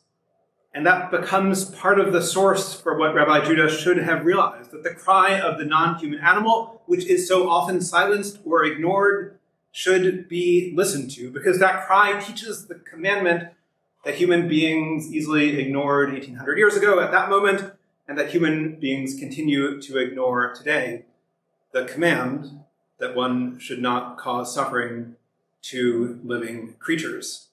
The story also does hold up a biblical verse, as you heard, and it depicts human compassion as an obligation that should mirror divine compassion, and it also finds a human obligation in the cry of a calf, and later the sight of other non-human animals, the baby rats, the innocent creatures whom Rabbi Judah is finally able to see. Part of what I appreciate about the story is that it shows how easy it is for human beings to turn away from non-human animals and to say things like Rabbi Judah did. For this you were created. You need to die. You were created only so that someone can slaughter you. This is your lot. And so it's necessary to disregard your rights. It is so easy for human beings to say things like that, as human beings have been doing for many millennia. And it's so easy to ignore the voices or the rights of those who are not a part of your species. And this story helps to remind us of that. I don't love everything in the story. I don't believe in heavenly courts that inflict suffering on people because they inflict suffering on others, kind of idea of karma there. But I do love having an ancient Jewish story that reminds us to live at all times bearing in mind the principle that it is prohibited to cause any unnecessary suffering to animals. And that, like the heavenly court, we should be skeptical when people try to justify how inflicting suffering is necessary. Many people who view themselves as dedicated to Jewish tradition, including those who accept this principle in theory as binding, try to find ways to then justify how that suffering that they inflict is necessary and so therefore permitted. And this story, I think, can be helpful in responding to those claims, just as it can be helpful for any of us in responding to our own inclinations. That story is framed in terms of compassion, which is important.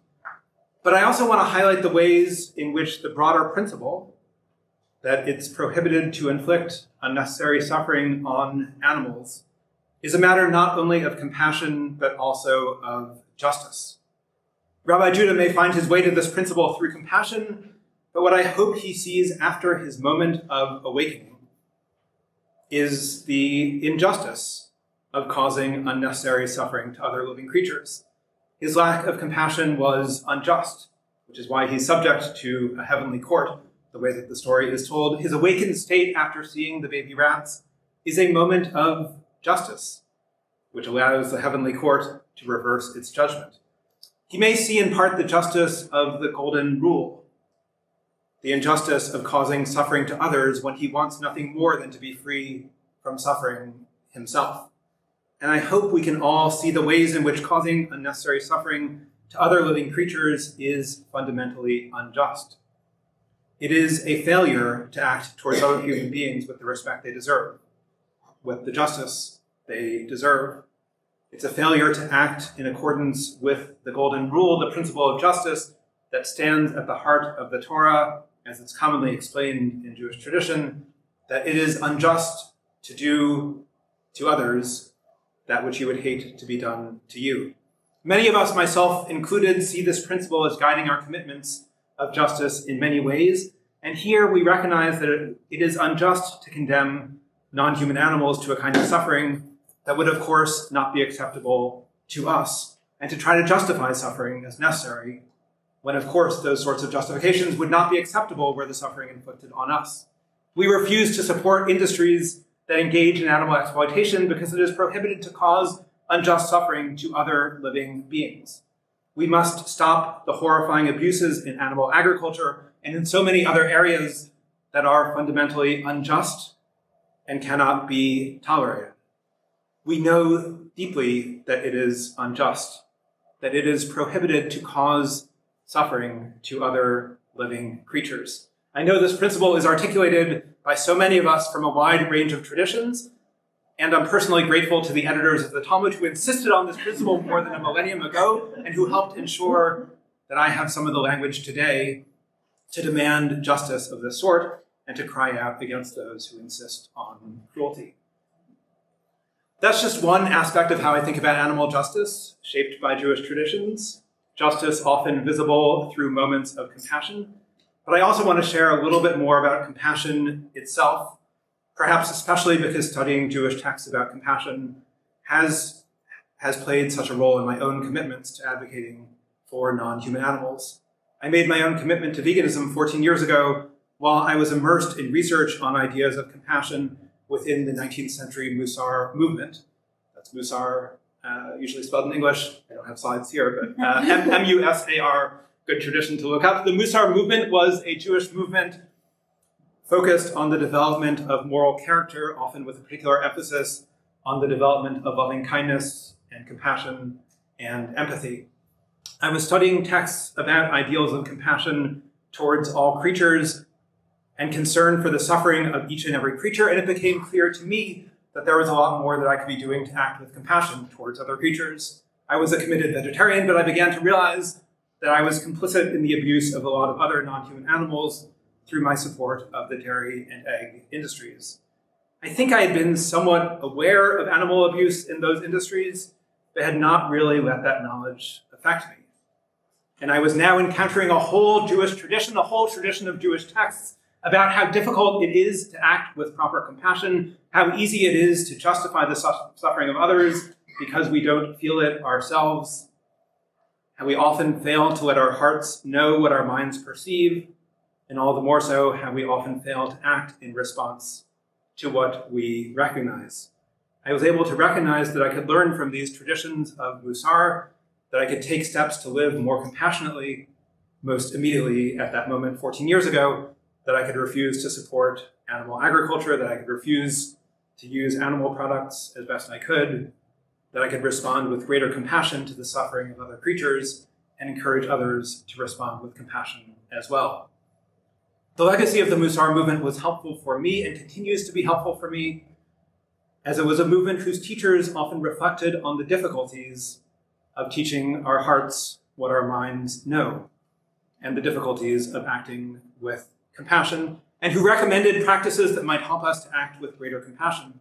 Practices of acting with compassion, so as to cultivate deeper compassion, as well as practices of meditation and visualization.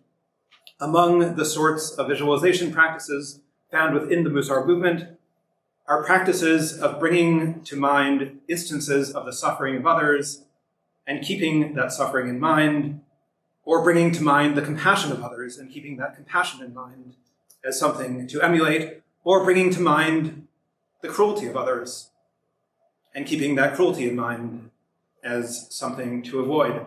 I'll give one example of an exercise for keeping in mind exemplary moments of compassion, a practice of bringing to mind the moment at which, according to Jewish tradition, according to one ancient Jewish tradition, the prophet Moses was called to be a prophet.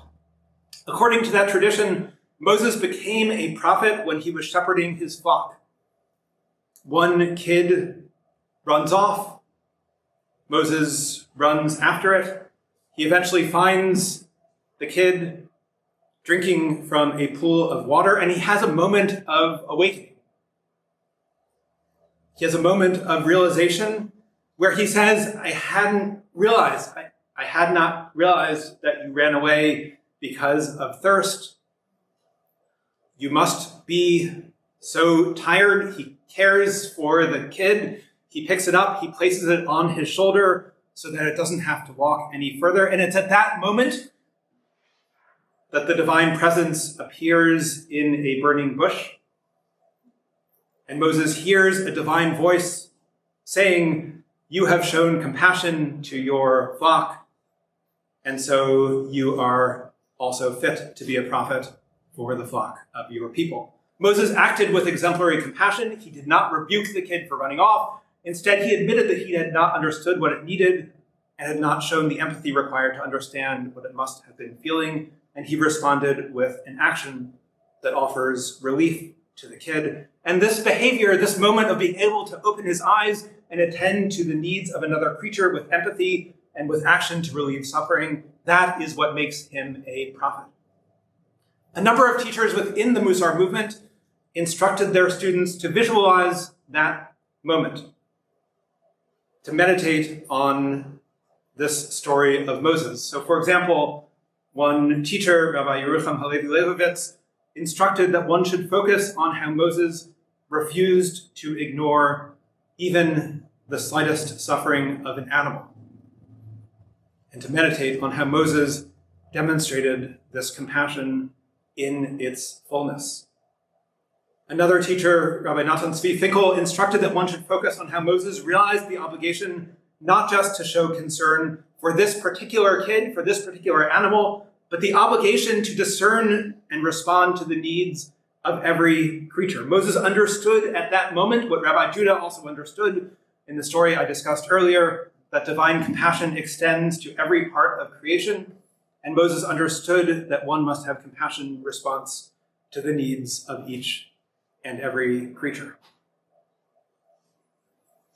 Meditating on such moments of compassion, of course, does not guarantee that one will act with compassion towards animals, especially because human beings are so good at rationalizing our own patterns of behavior, even when they cause great cruelty. But I think that meditations like these can serve as moral reminders that can make it a little bit harder to rationalize cruelty. When 14 years ago I was feeling fine about being a vegetarian and ignoring the suffering of animals who were tortured for their milk or eggs, it was helpful for me to place in my mind an image of Moses, realizing to be sensitive to even the slightest suffering of a single animal, and realizing that no animal needs to suffer needlessly. I hope that stories and images like these can be helpful for others as well, and more generally, I think that there's something worth appreciating in the spiritual practice of bringing to mind exemplary moments of compassion to help guide us in our lives. Another sort of Musar visualization practice that can be valuable for cultivating compassion is a kind of practice that is more difficult, which is the practice of visualizing the suffering of other beings. We can find this kind of visualization practice in the literature of the Musar movement as well. When one of the leaders of that movement, Rabbi Simcha Zissel Ziv, asked his students to visualize the ideal of sharing the burden of others, of seeing the needs of others and responding with empathy and compassion. He asked his students to visualize a wagon driver steering a full wagon whose horse did not want to move forward, and beating his horse. And to see that moment, and to see how a wagon driver at a moment like that experiences a failure of empathy. And he taught, if the wagon driver were to visualize what it was like to be forced to pull a wagon with such a load, he would not be so cruel. And so the instruction to build compassion is put yourself in the shoes of the non-human animal and visualize the pain that you are causing to that animal. And I think that too is an important Jewish tradition of visualization. Imagine how we cause non-human animals to be abused and how we authorize that behavior because we do not put ourselves in the shoes of those animals. So many of us, often unthinkingly, continue to invest in systems of cruelty, and we continue to buy animal products. But if we were to visualize what it would be like to be an animal in these cruel systems, we would not make such choices, and we would not support them, and we would instead choose compassion. And so visualizing ourselves in the place of these animals is an important practice of Musar for us and for us to recommend to others. I've named just a few Jewish ideas about justice and compassion that I find helpful, but I promised I would speak about one other virtue, which is the virtue of self-restraint. And I'll offer just a very brief reflection on that trait, especially focused on the consumption of food. I'll share that I appreciate being a part of a tradition which imagines human beings as having been restrained from eating animal products at the dawn of creation and for generation afterward. I'll pick up with the verse right after the verse that Anna left off with from the book of Genesis. One important Jewish tradition regarding the original commandment given to human beings regarding eating is that, as the book of Genesis puts it, it's Genesis chapter 1, verse 29, human beings are given only fruits to eat. Only, to quote, every seed-bearing plant that is upon all the earth and every tree that has seed-bearing fruit. And as the Babylonian Talmud puts it, the animals of the earth are not food for you. You must restrain yourself. The animals of the earth are not food for you. Only that which grows from the earth is food for you. You must restrain yourself and your grandeur, your delusions of having dominion. And perhaps it is true, as one stream of tradition sees it, that a concession was later made to permit human beings to eat at least some animal products. But I do appreciate being a part of a tradition that historically, even where it has permitted the consumption of animal products, has often limited that consumption. Jewish traditions that do permit eating animals typically only permit the consumption of a tiny number of species, the very few species that are kosher, sometimes giving the counsel, just because eating other species may be pleasurable does not mean that doing so is justified. Those of us who think that it's not justified to eat any species of animal often build on that logic of putting morality before pleasure. Before eating, you should pause and realize that the pleasure that food might give you may not be justifiable, especially because it is prohibited to cause unnecessary suffering to any living being. And torturing and killing any creature is probably not necessary. The pleasure that you will get from a 15-minute meal does not justify the lifetime of misery that that creature faced so that it could be slaughtered for your 15 minutes of pleasure. Jewish traditions that remind us that it is possible to restrain our desires to eat what might taste good can be helpful here, I think. And at the very least, when speaking to some Jewish audiences about factory farming and the imperative to boycott the animal agriculture industry, I find it helpful that many Jews are familiar with traditions of limiting consumptions of animal products, and that often helps to open a path towards further limitations and towards the biblical ideal of a vegan diet. So self-restraint and compassion for all sentient beings and justice, not to cause unnecessary harm to any sentient being, those are just three of the many virtues that I think of when I think of what inspires me from Jewish tradition, three virtues that are central to my own commitment to protecting non-human animals. Thanks for giving me the opportunity to share about Jewish traditions regarding those virtues, and for this wonderful gathering, and for this opportunity to learn from one another. Thank you.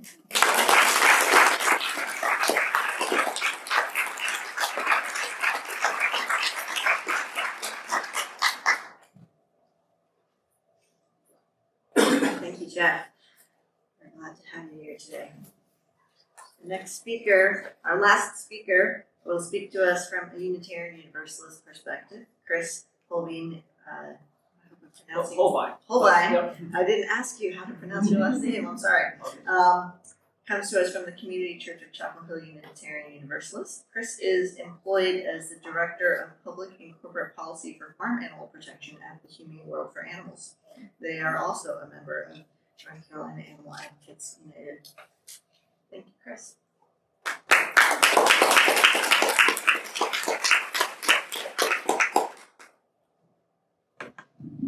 Thank you. You had caller. Yeah. Thank you, Elise, for organizing this great event, and thank you to this wonderful community and this beautiful, beautiful congregation.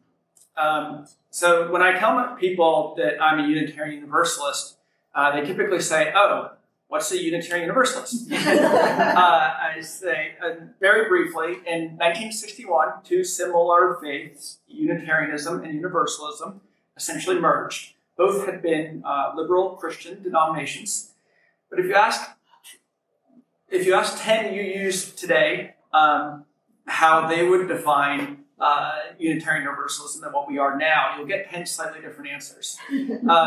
But the main point I would say is that we have no set creed. We don't claim to have one answer. So Unitarian Universalists can claim a range of additional identities. We have members who identify as pagans, as Christians, atheists, Buddhists, secular humanists, and yet we're all Unitarian Universalists. Personally, I consider myself an atheist UU with lots of inspiration from Buddhism. So we have no set creed, but we have shared values, which are found primarily in the form of the 7 principles. As an example, our first principle is, quote, the inherent worth and dignity of every person. We come together each Sunday for community and to explore the higher issues of life. I am not a minister or a graduate of divinity school, but I am a lifelong UU. I grew up in Massachusetts, which is the hub of Unitarian Universalism on this continent. And I'm so grateful that I was raised UU for many reasons. But I was always just so inspired, most importantly, by our history of activism. We've always been a small faith, but we've served outsized roles in fighting for abolition, civil rights, queer rights, the environment, and more. We are continually evolving and growing as individuals and as communities. It was in this environment growing up that I received the support I needed to become a lifelong social justice advocate. Groups like Unitarian Universalist Animal Ministry, which sponsored this event, and Alicia and myself have long pushed for UUs to expand our sphere of concern to non-human animal species. As Alicia mentioned, after extensive discussion and debate, UUs recently adapted the phrase, "We covenant to protect Earth and all beings from exploitation," not into the main 7 principles, but into one of the supporting documents that further spells out our beliefs. I've actually given a sermon in a half dozen UU churches about why animal rights fits perfectly into our history of social justice work. If you're interested in that, I'm happy to email you the text. But the basic idea is that when it comes to the question of who should receive compassion and respect, we've long identified factors that shouldn't matter. For example, I know everyone in this room would agree that it shouldn't matter if you or I are transgender or cisgender, if we're black, brown, or white. We all deserve compassion and respect. But when it comes to what should matter, the default has always been humans. Why is that? I would argue that what should matter is sentience, the ability to feel pain and to suffer and to feel pleasure. And science and common sense show us that other animal species share sentience with us. I haven't had the pleasure of visiting Jenna and Friends Sanctuary yet, I hope to, but I have been to Piedmont Farm Animal Refuge in Hillsborough, which is a beautiful place. And if you go there and really spend some time watching these animals, you realize that these animals have individual preferences. They have emotions. They have best friends, similar to our companion animals and similar to us humans. One of my favorite quotes about animals, it comes from a writer named Henry Beston, which I'll paraphrase. We need another and a wiser and perhaps a more mystical concept of animals. Remote from human nature, remote from universal nature, we patronize them for their incompleteness, for their tragic fate of having taken form so far below ourselves. But the animal should not be measured by man. In a world older and more complete than ours, they moved finished and complete, gifted with extensions of the senses we have lost or never attained. They are not underlings, they are other nations, caught with ourselves in the net of life and time, fellow prisoners of the splendor and travail of the earth. On a practical level, there are many ways an individual can help. If you want to add a companion animal to your family and feel like you can be a good family to that animal, please adopt from a shelter or a rescue instead of buying from a breeder or pet store. Another important issue that was touched on before is choosing sustainable plant-based materials instead of cruelly produced wool, down, silk, fur, or leather. I've worked in animal protection my entire career. I spent 9 years at People for the Ethical Treatment of Animals and have I worked at Humane World for Animals ever since. And it never ceases to amaze me how horrific the humans' treatment of animals is, especially when profit is at stake. You don't think of it. You think of wool. You think, just I think cut the hair. But it's a brutal industry, and I don't want to get too deep into it. But I encourage you to check it out and to do that research for yourself. So those are all great steps. But as has been touched on by the other speakers, really the best way an individual can help is to choose more or exclusively plant-based meals. The cruelty of the meat, egg, and dairy industries warrant an urgent response. Right now, there are millions of chickens used for eggs who are confined in cages so tightly they can't extend their wings. Right now, there are millions of mother pigs locked for years in cages so small they can't even turn around. There's a 12-minute video on YouTube by Mercy for Animals, who was mentioned earlier, a great group, and it's called Farm to Fridge. And it gives a basic overview of how in the United States animals are used for food. It is not easy to watch. It is tough to watch, but I think we at least owe it to these animals to at least bear witness to what our species is putting them through. As has been mentioned, choosing plant-based lines up with UU values from an environmental perspective as well. It's one of the best ways to reduce our carbon footprint, as well as water and air pollution. At my congregation in Chapel Hill, the Eco Group recently put up a great resource on their website about the benefits of going vegan. What was so interesting to me about it wasn't for the reason I go vegan. They looked at it and at the issue and said, wow, the data is so clear. Going vegan is one of the best ways to help the environment. So I thought I always really think that's a cool part about this issue. If you're doing it for your health, for the environment, to reduce the pressure on human hunger, using all those grains to feed to farm animals. There's so many good reasons to adopt this kind of lifestyle. Just one stat to consider.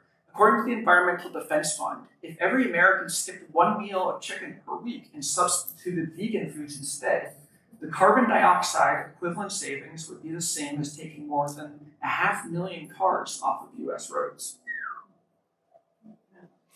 Going vegan is a relatively easy way for a social justice advocate to make a big difference because it doesn't take more of your time or hold you back from any other activism.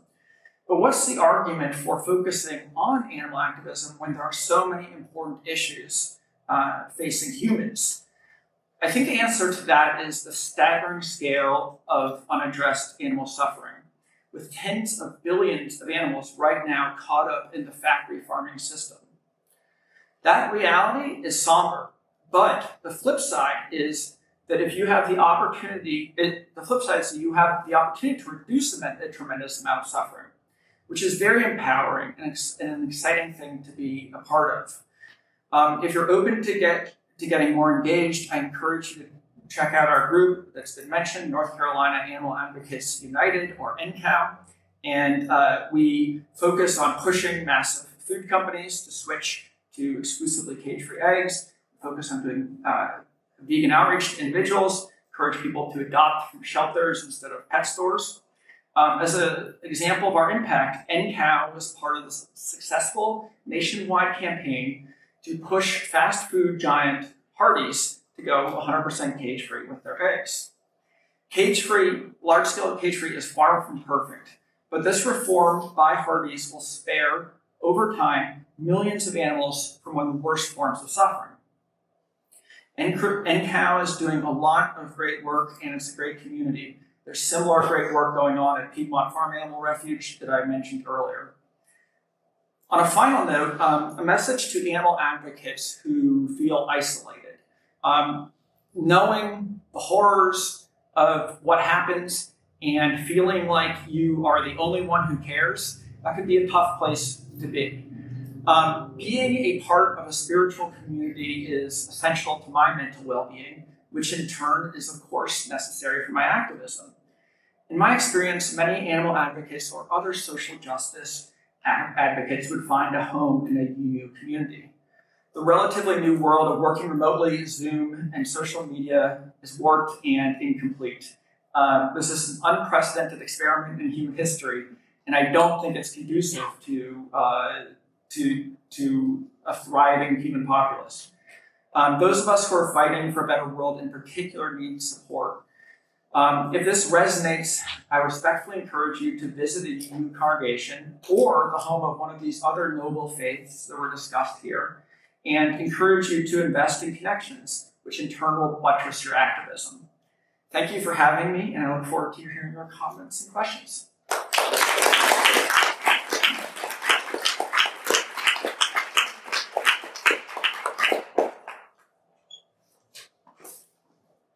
Thank you so much, Chris. At this time, we're going to collect any other questions that you want to ask and write down, and we'll pass them forward. And we also have surveys. We're going to change the setup of the room a little bit, take down the projector, and have our speakers all come up here so that they can answer your questions. We'll be back in a few moments. Good. All right. I'm going to start with what looks like the quickest and easiest question, which is for Susan. It says, tarot cards. What's the name of the deck that you talked about? This year. It was Spirit Song Tarot. Amy? Is it Amy asked that question? Is Amy here? Oh, Spirit Song Tarot. all right. The next one. This is for Sudhir. The question is, how do you define soul? So in Jainism, the soul is one of the characteristics of soul is consciousness. So if the organization has consciousness, then that means it has soul.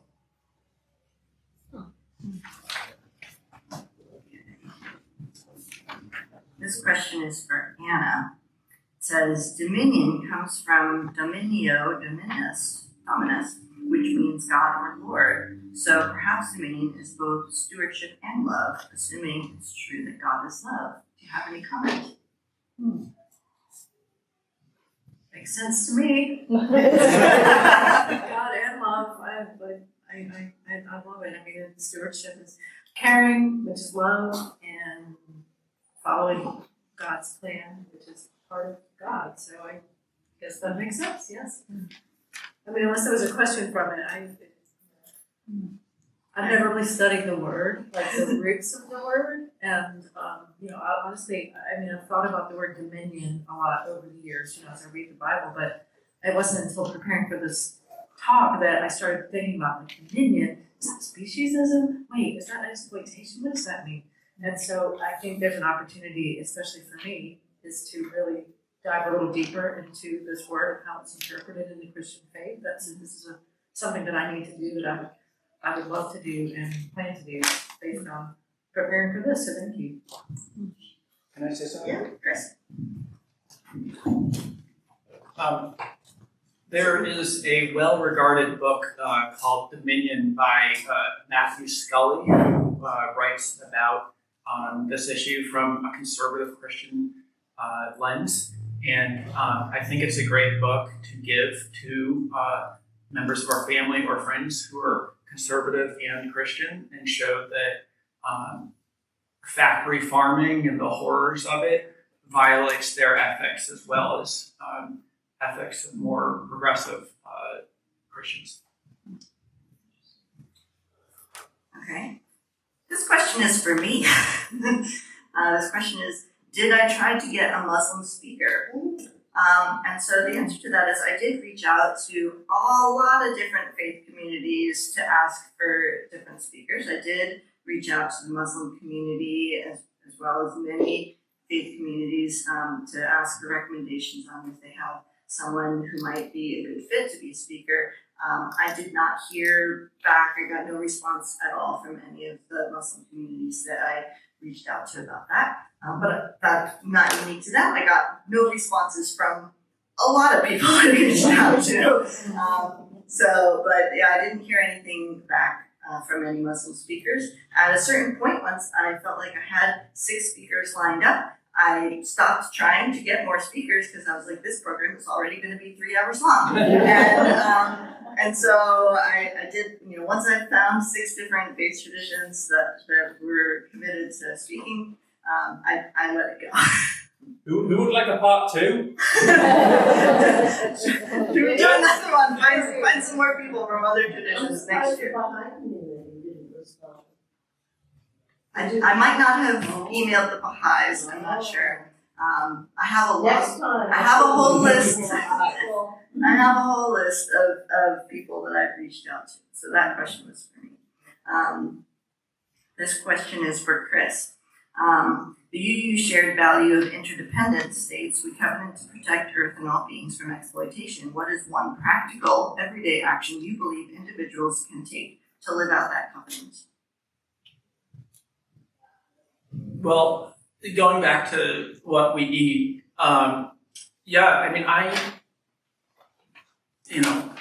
there is a lot of bad stuff going on in the world right now.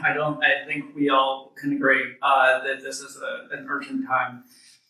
But what I feel, but all of us eat, and in this country, most of us are fortunate enough to have choices in what we eat. And I feel it's in a world where there's so much suffering and it's really hard to know what to do, to take action a lot of times. I find it's very empowering every time to sit down to eat, to choose compassion by choosing plant-based meals. Okay. This question is for Jeff. If it is prohibited to inflict unnecessary suffering, it sounds like it is permissible to inflict necessary suffering. What necessary suffering is permitted to animals?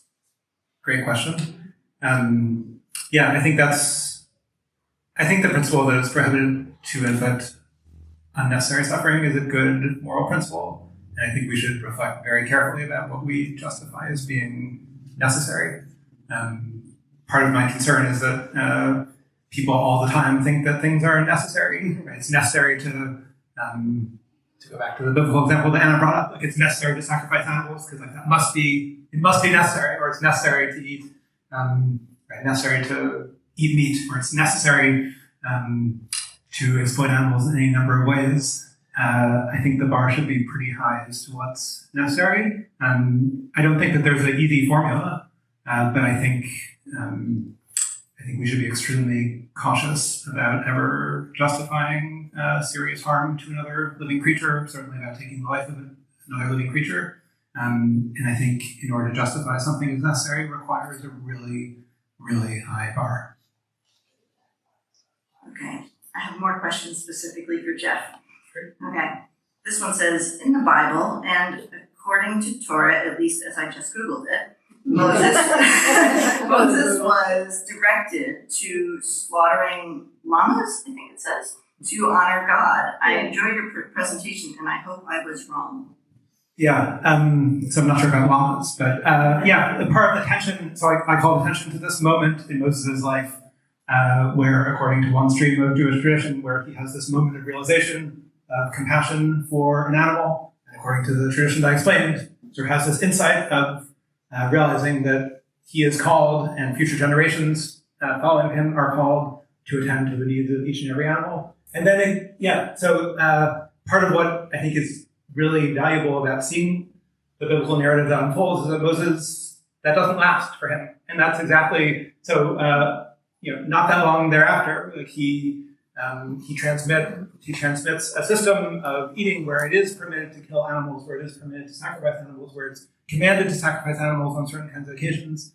And that's precisely the drama of Moses' life that I think is really important to attend to here, and that I think is really instructive for all of us. Precisely because like, even if we have these moments of insight where we realize it is prohibited to cause this form of suffering, we so easily snap back, we so easily cause harm. And that's something that I think you can see really clearly in the life of Moses.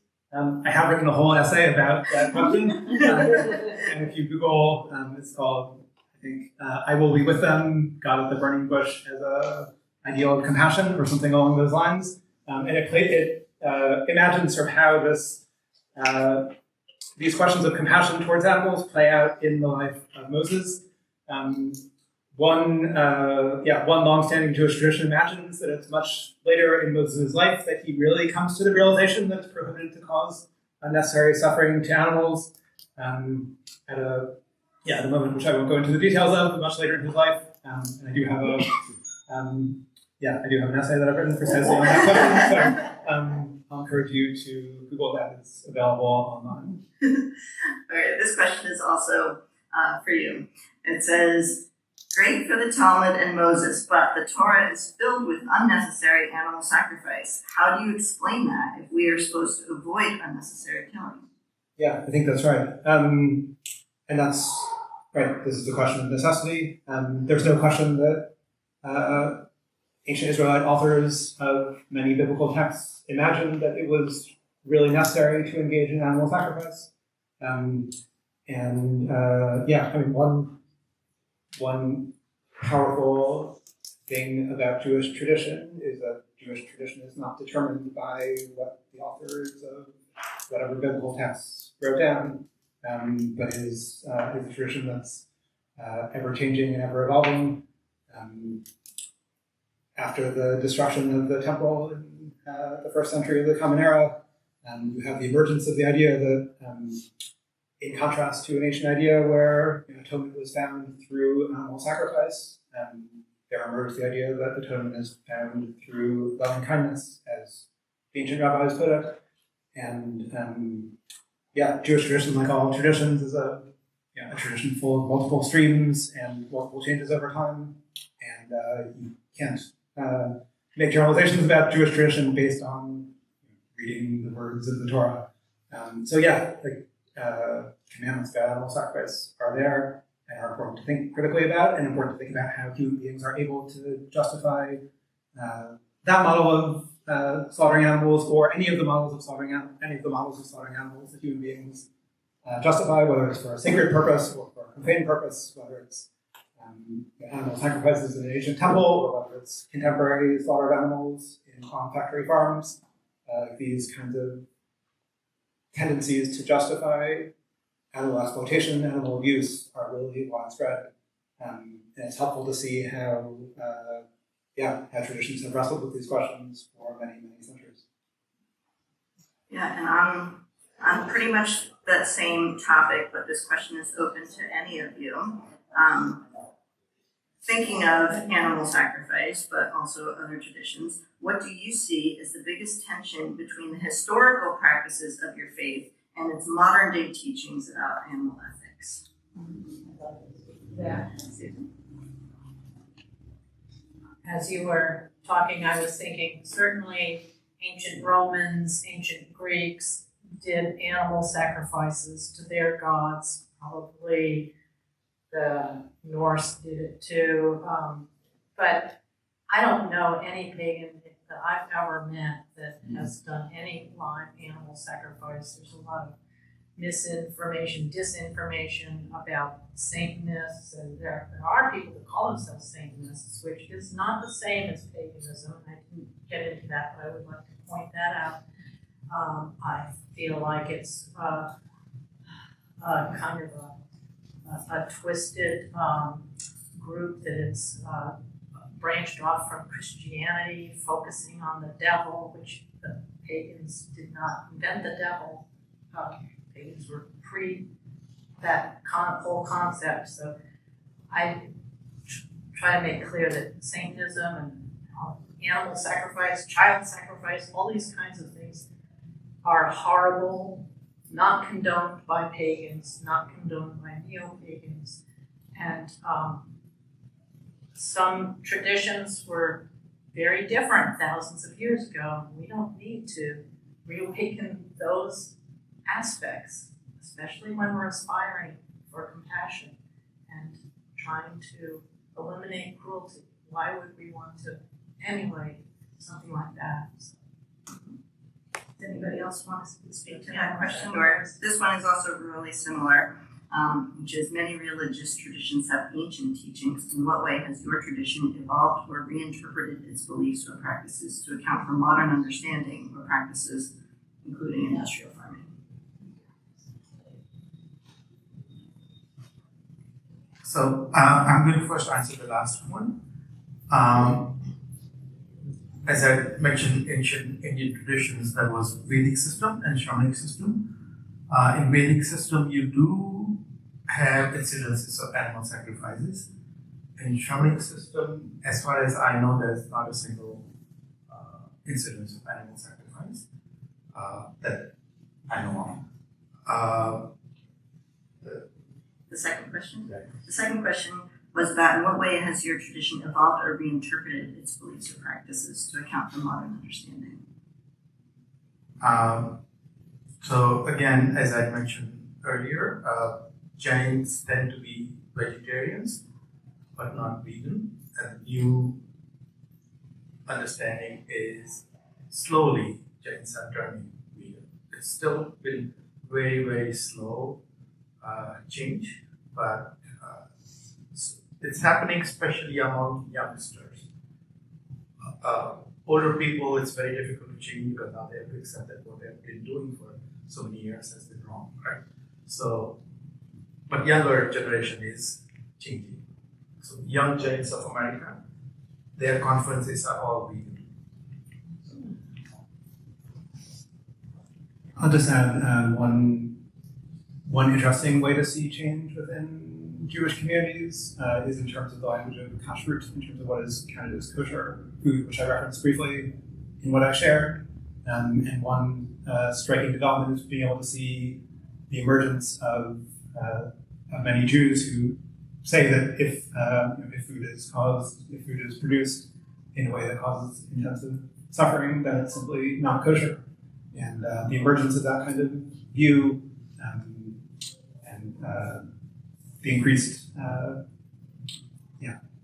instances of people articulating that view is a really striking kind of development that's become not uncommon within the reform movement today. Drawing attention to these questions has also been part of a major initiative within the conservative movement as well. And it's really interesting to see that kind of cultural change and how people have come to use the language of kosher, what counts as kosher food in very different ways over time.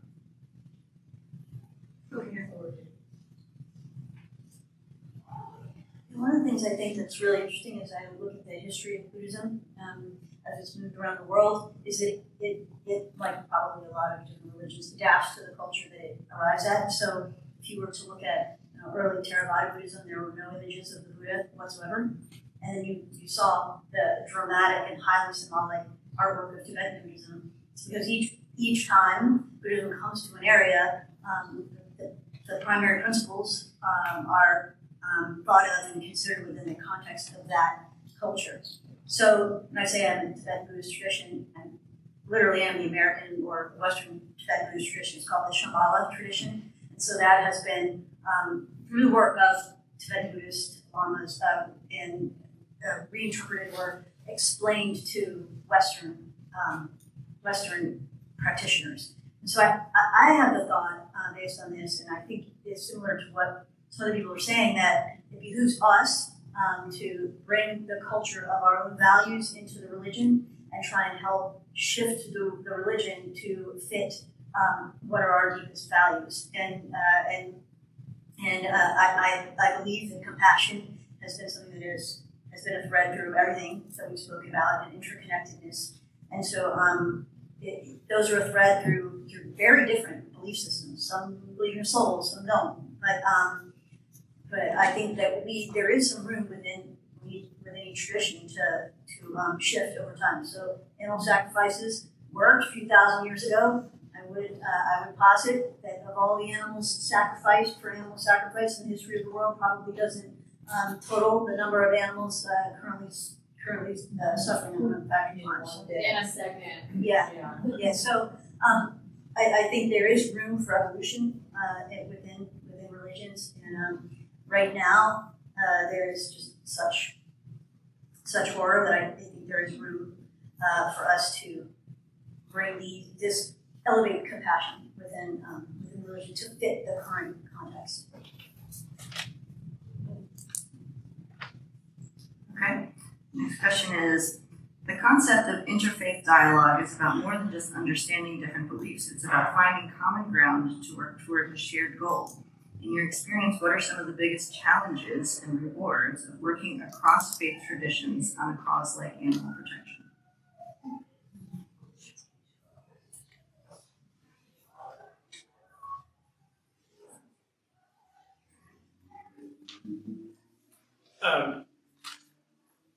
So, working professionally in animal rights my whole career, I feel like there's, I identify as an atheist and mentioned that, but I feel like there are a lot of other people who identify as atheists who work in the movement, and there is hesitance or anger towards theistic traditions because they are so often used to justify the worst of the worst.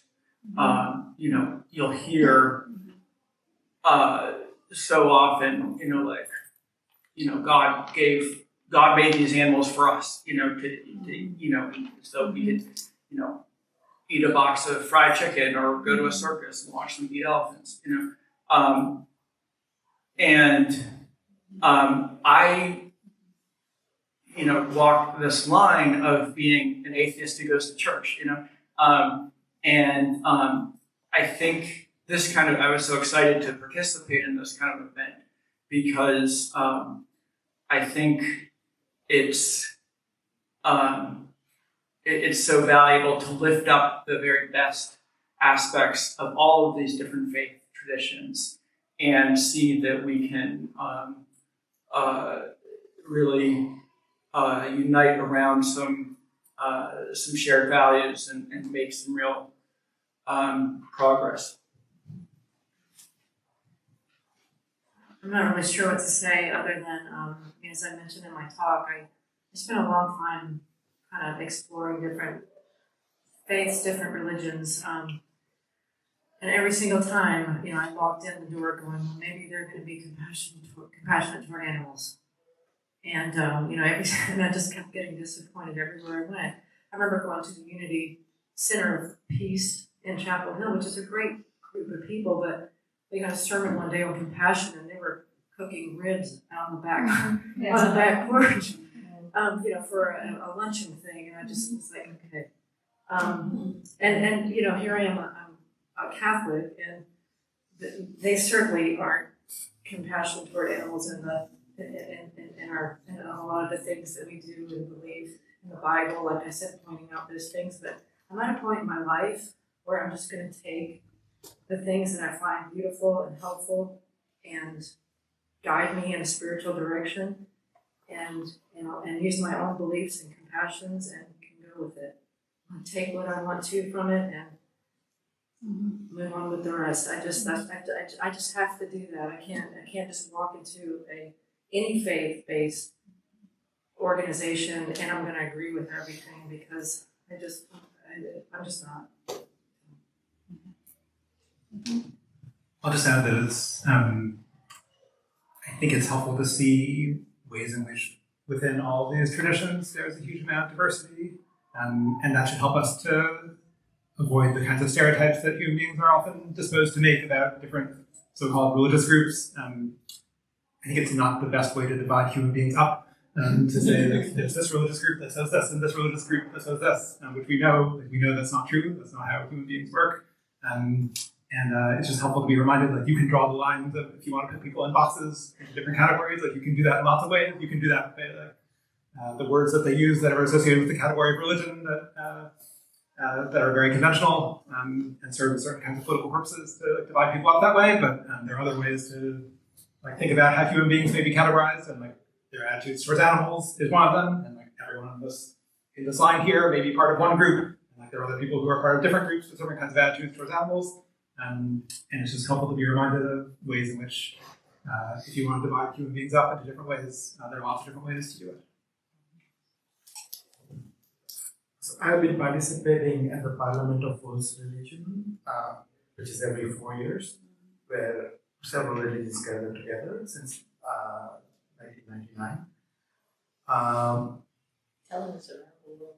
Around the world, yes. In Australia. So 99 was in Cape Town, 2004 was in Barcelona, and 2009 was in Melbourne, Australia. 2015 was in Toronto, then in Salt Lake City, and then last year we had it in Chicago. Typically, what is discussed is something like the common ground problems. Animal compassion has not come as an agenda ever.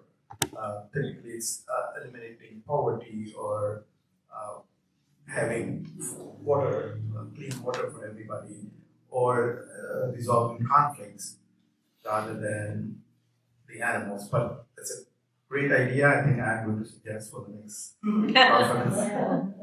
Well, I'm just going to ask who suggests the topics that you're going to discuss. So usually all the delegates, especially the presenting delegates, send in the papers, and then the committee selects what are the areas and what are going to be the themes of the organization. So, but I think it's prime that we bring compassion towards animals into form. So, yeah.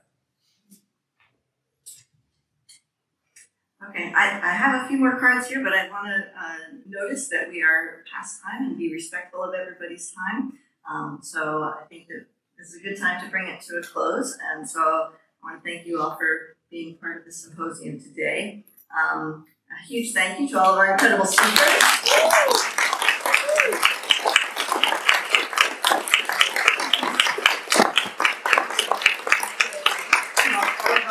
Volunteers, our child care workers, our folks who really tried hard to make our live stream work, and to all of you who attended, we're really happy to have you here. Your participation really makes this a meaningful event. As a reminder, we have these post-event surveys. If you can fill them out, there's a QR code if you want to fill it out on your phone instead of on paper. If you want to scan the code and then go home and do it later, that's cool. Or I can also email you a link to the survey to the email that you registered with, so you can fill it out later if you don't want to do it right now. But it will help us to make other events like this in the future even better. So we hope that you have been educated, inspired, and encouraged to continue thinking deeply about the well-being of all beings. We invite you to join us on this journey. Thank you and have a wonderful afternoon. Go in peace.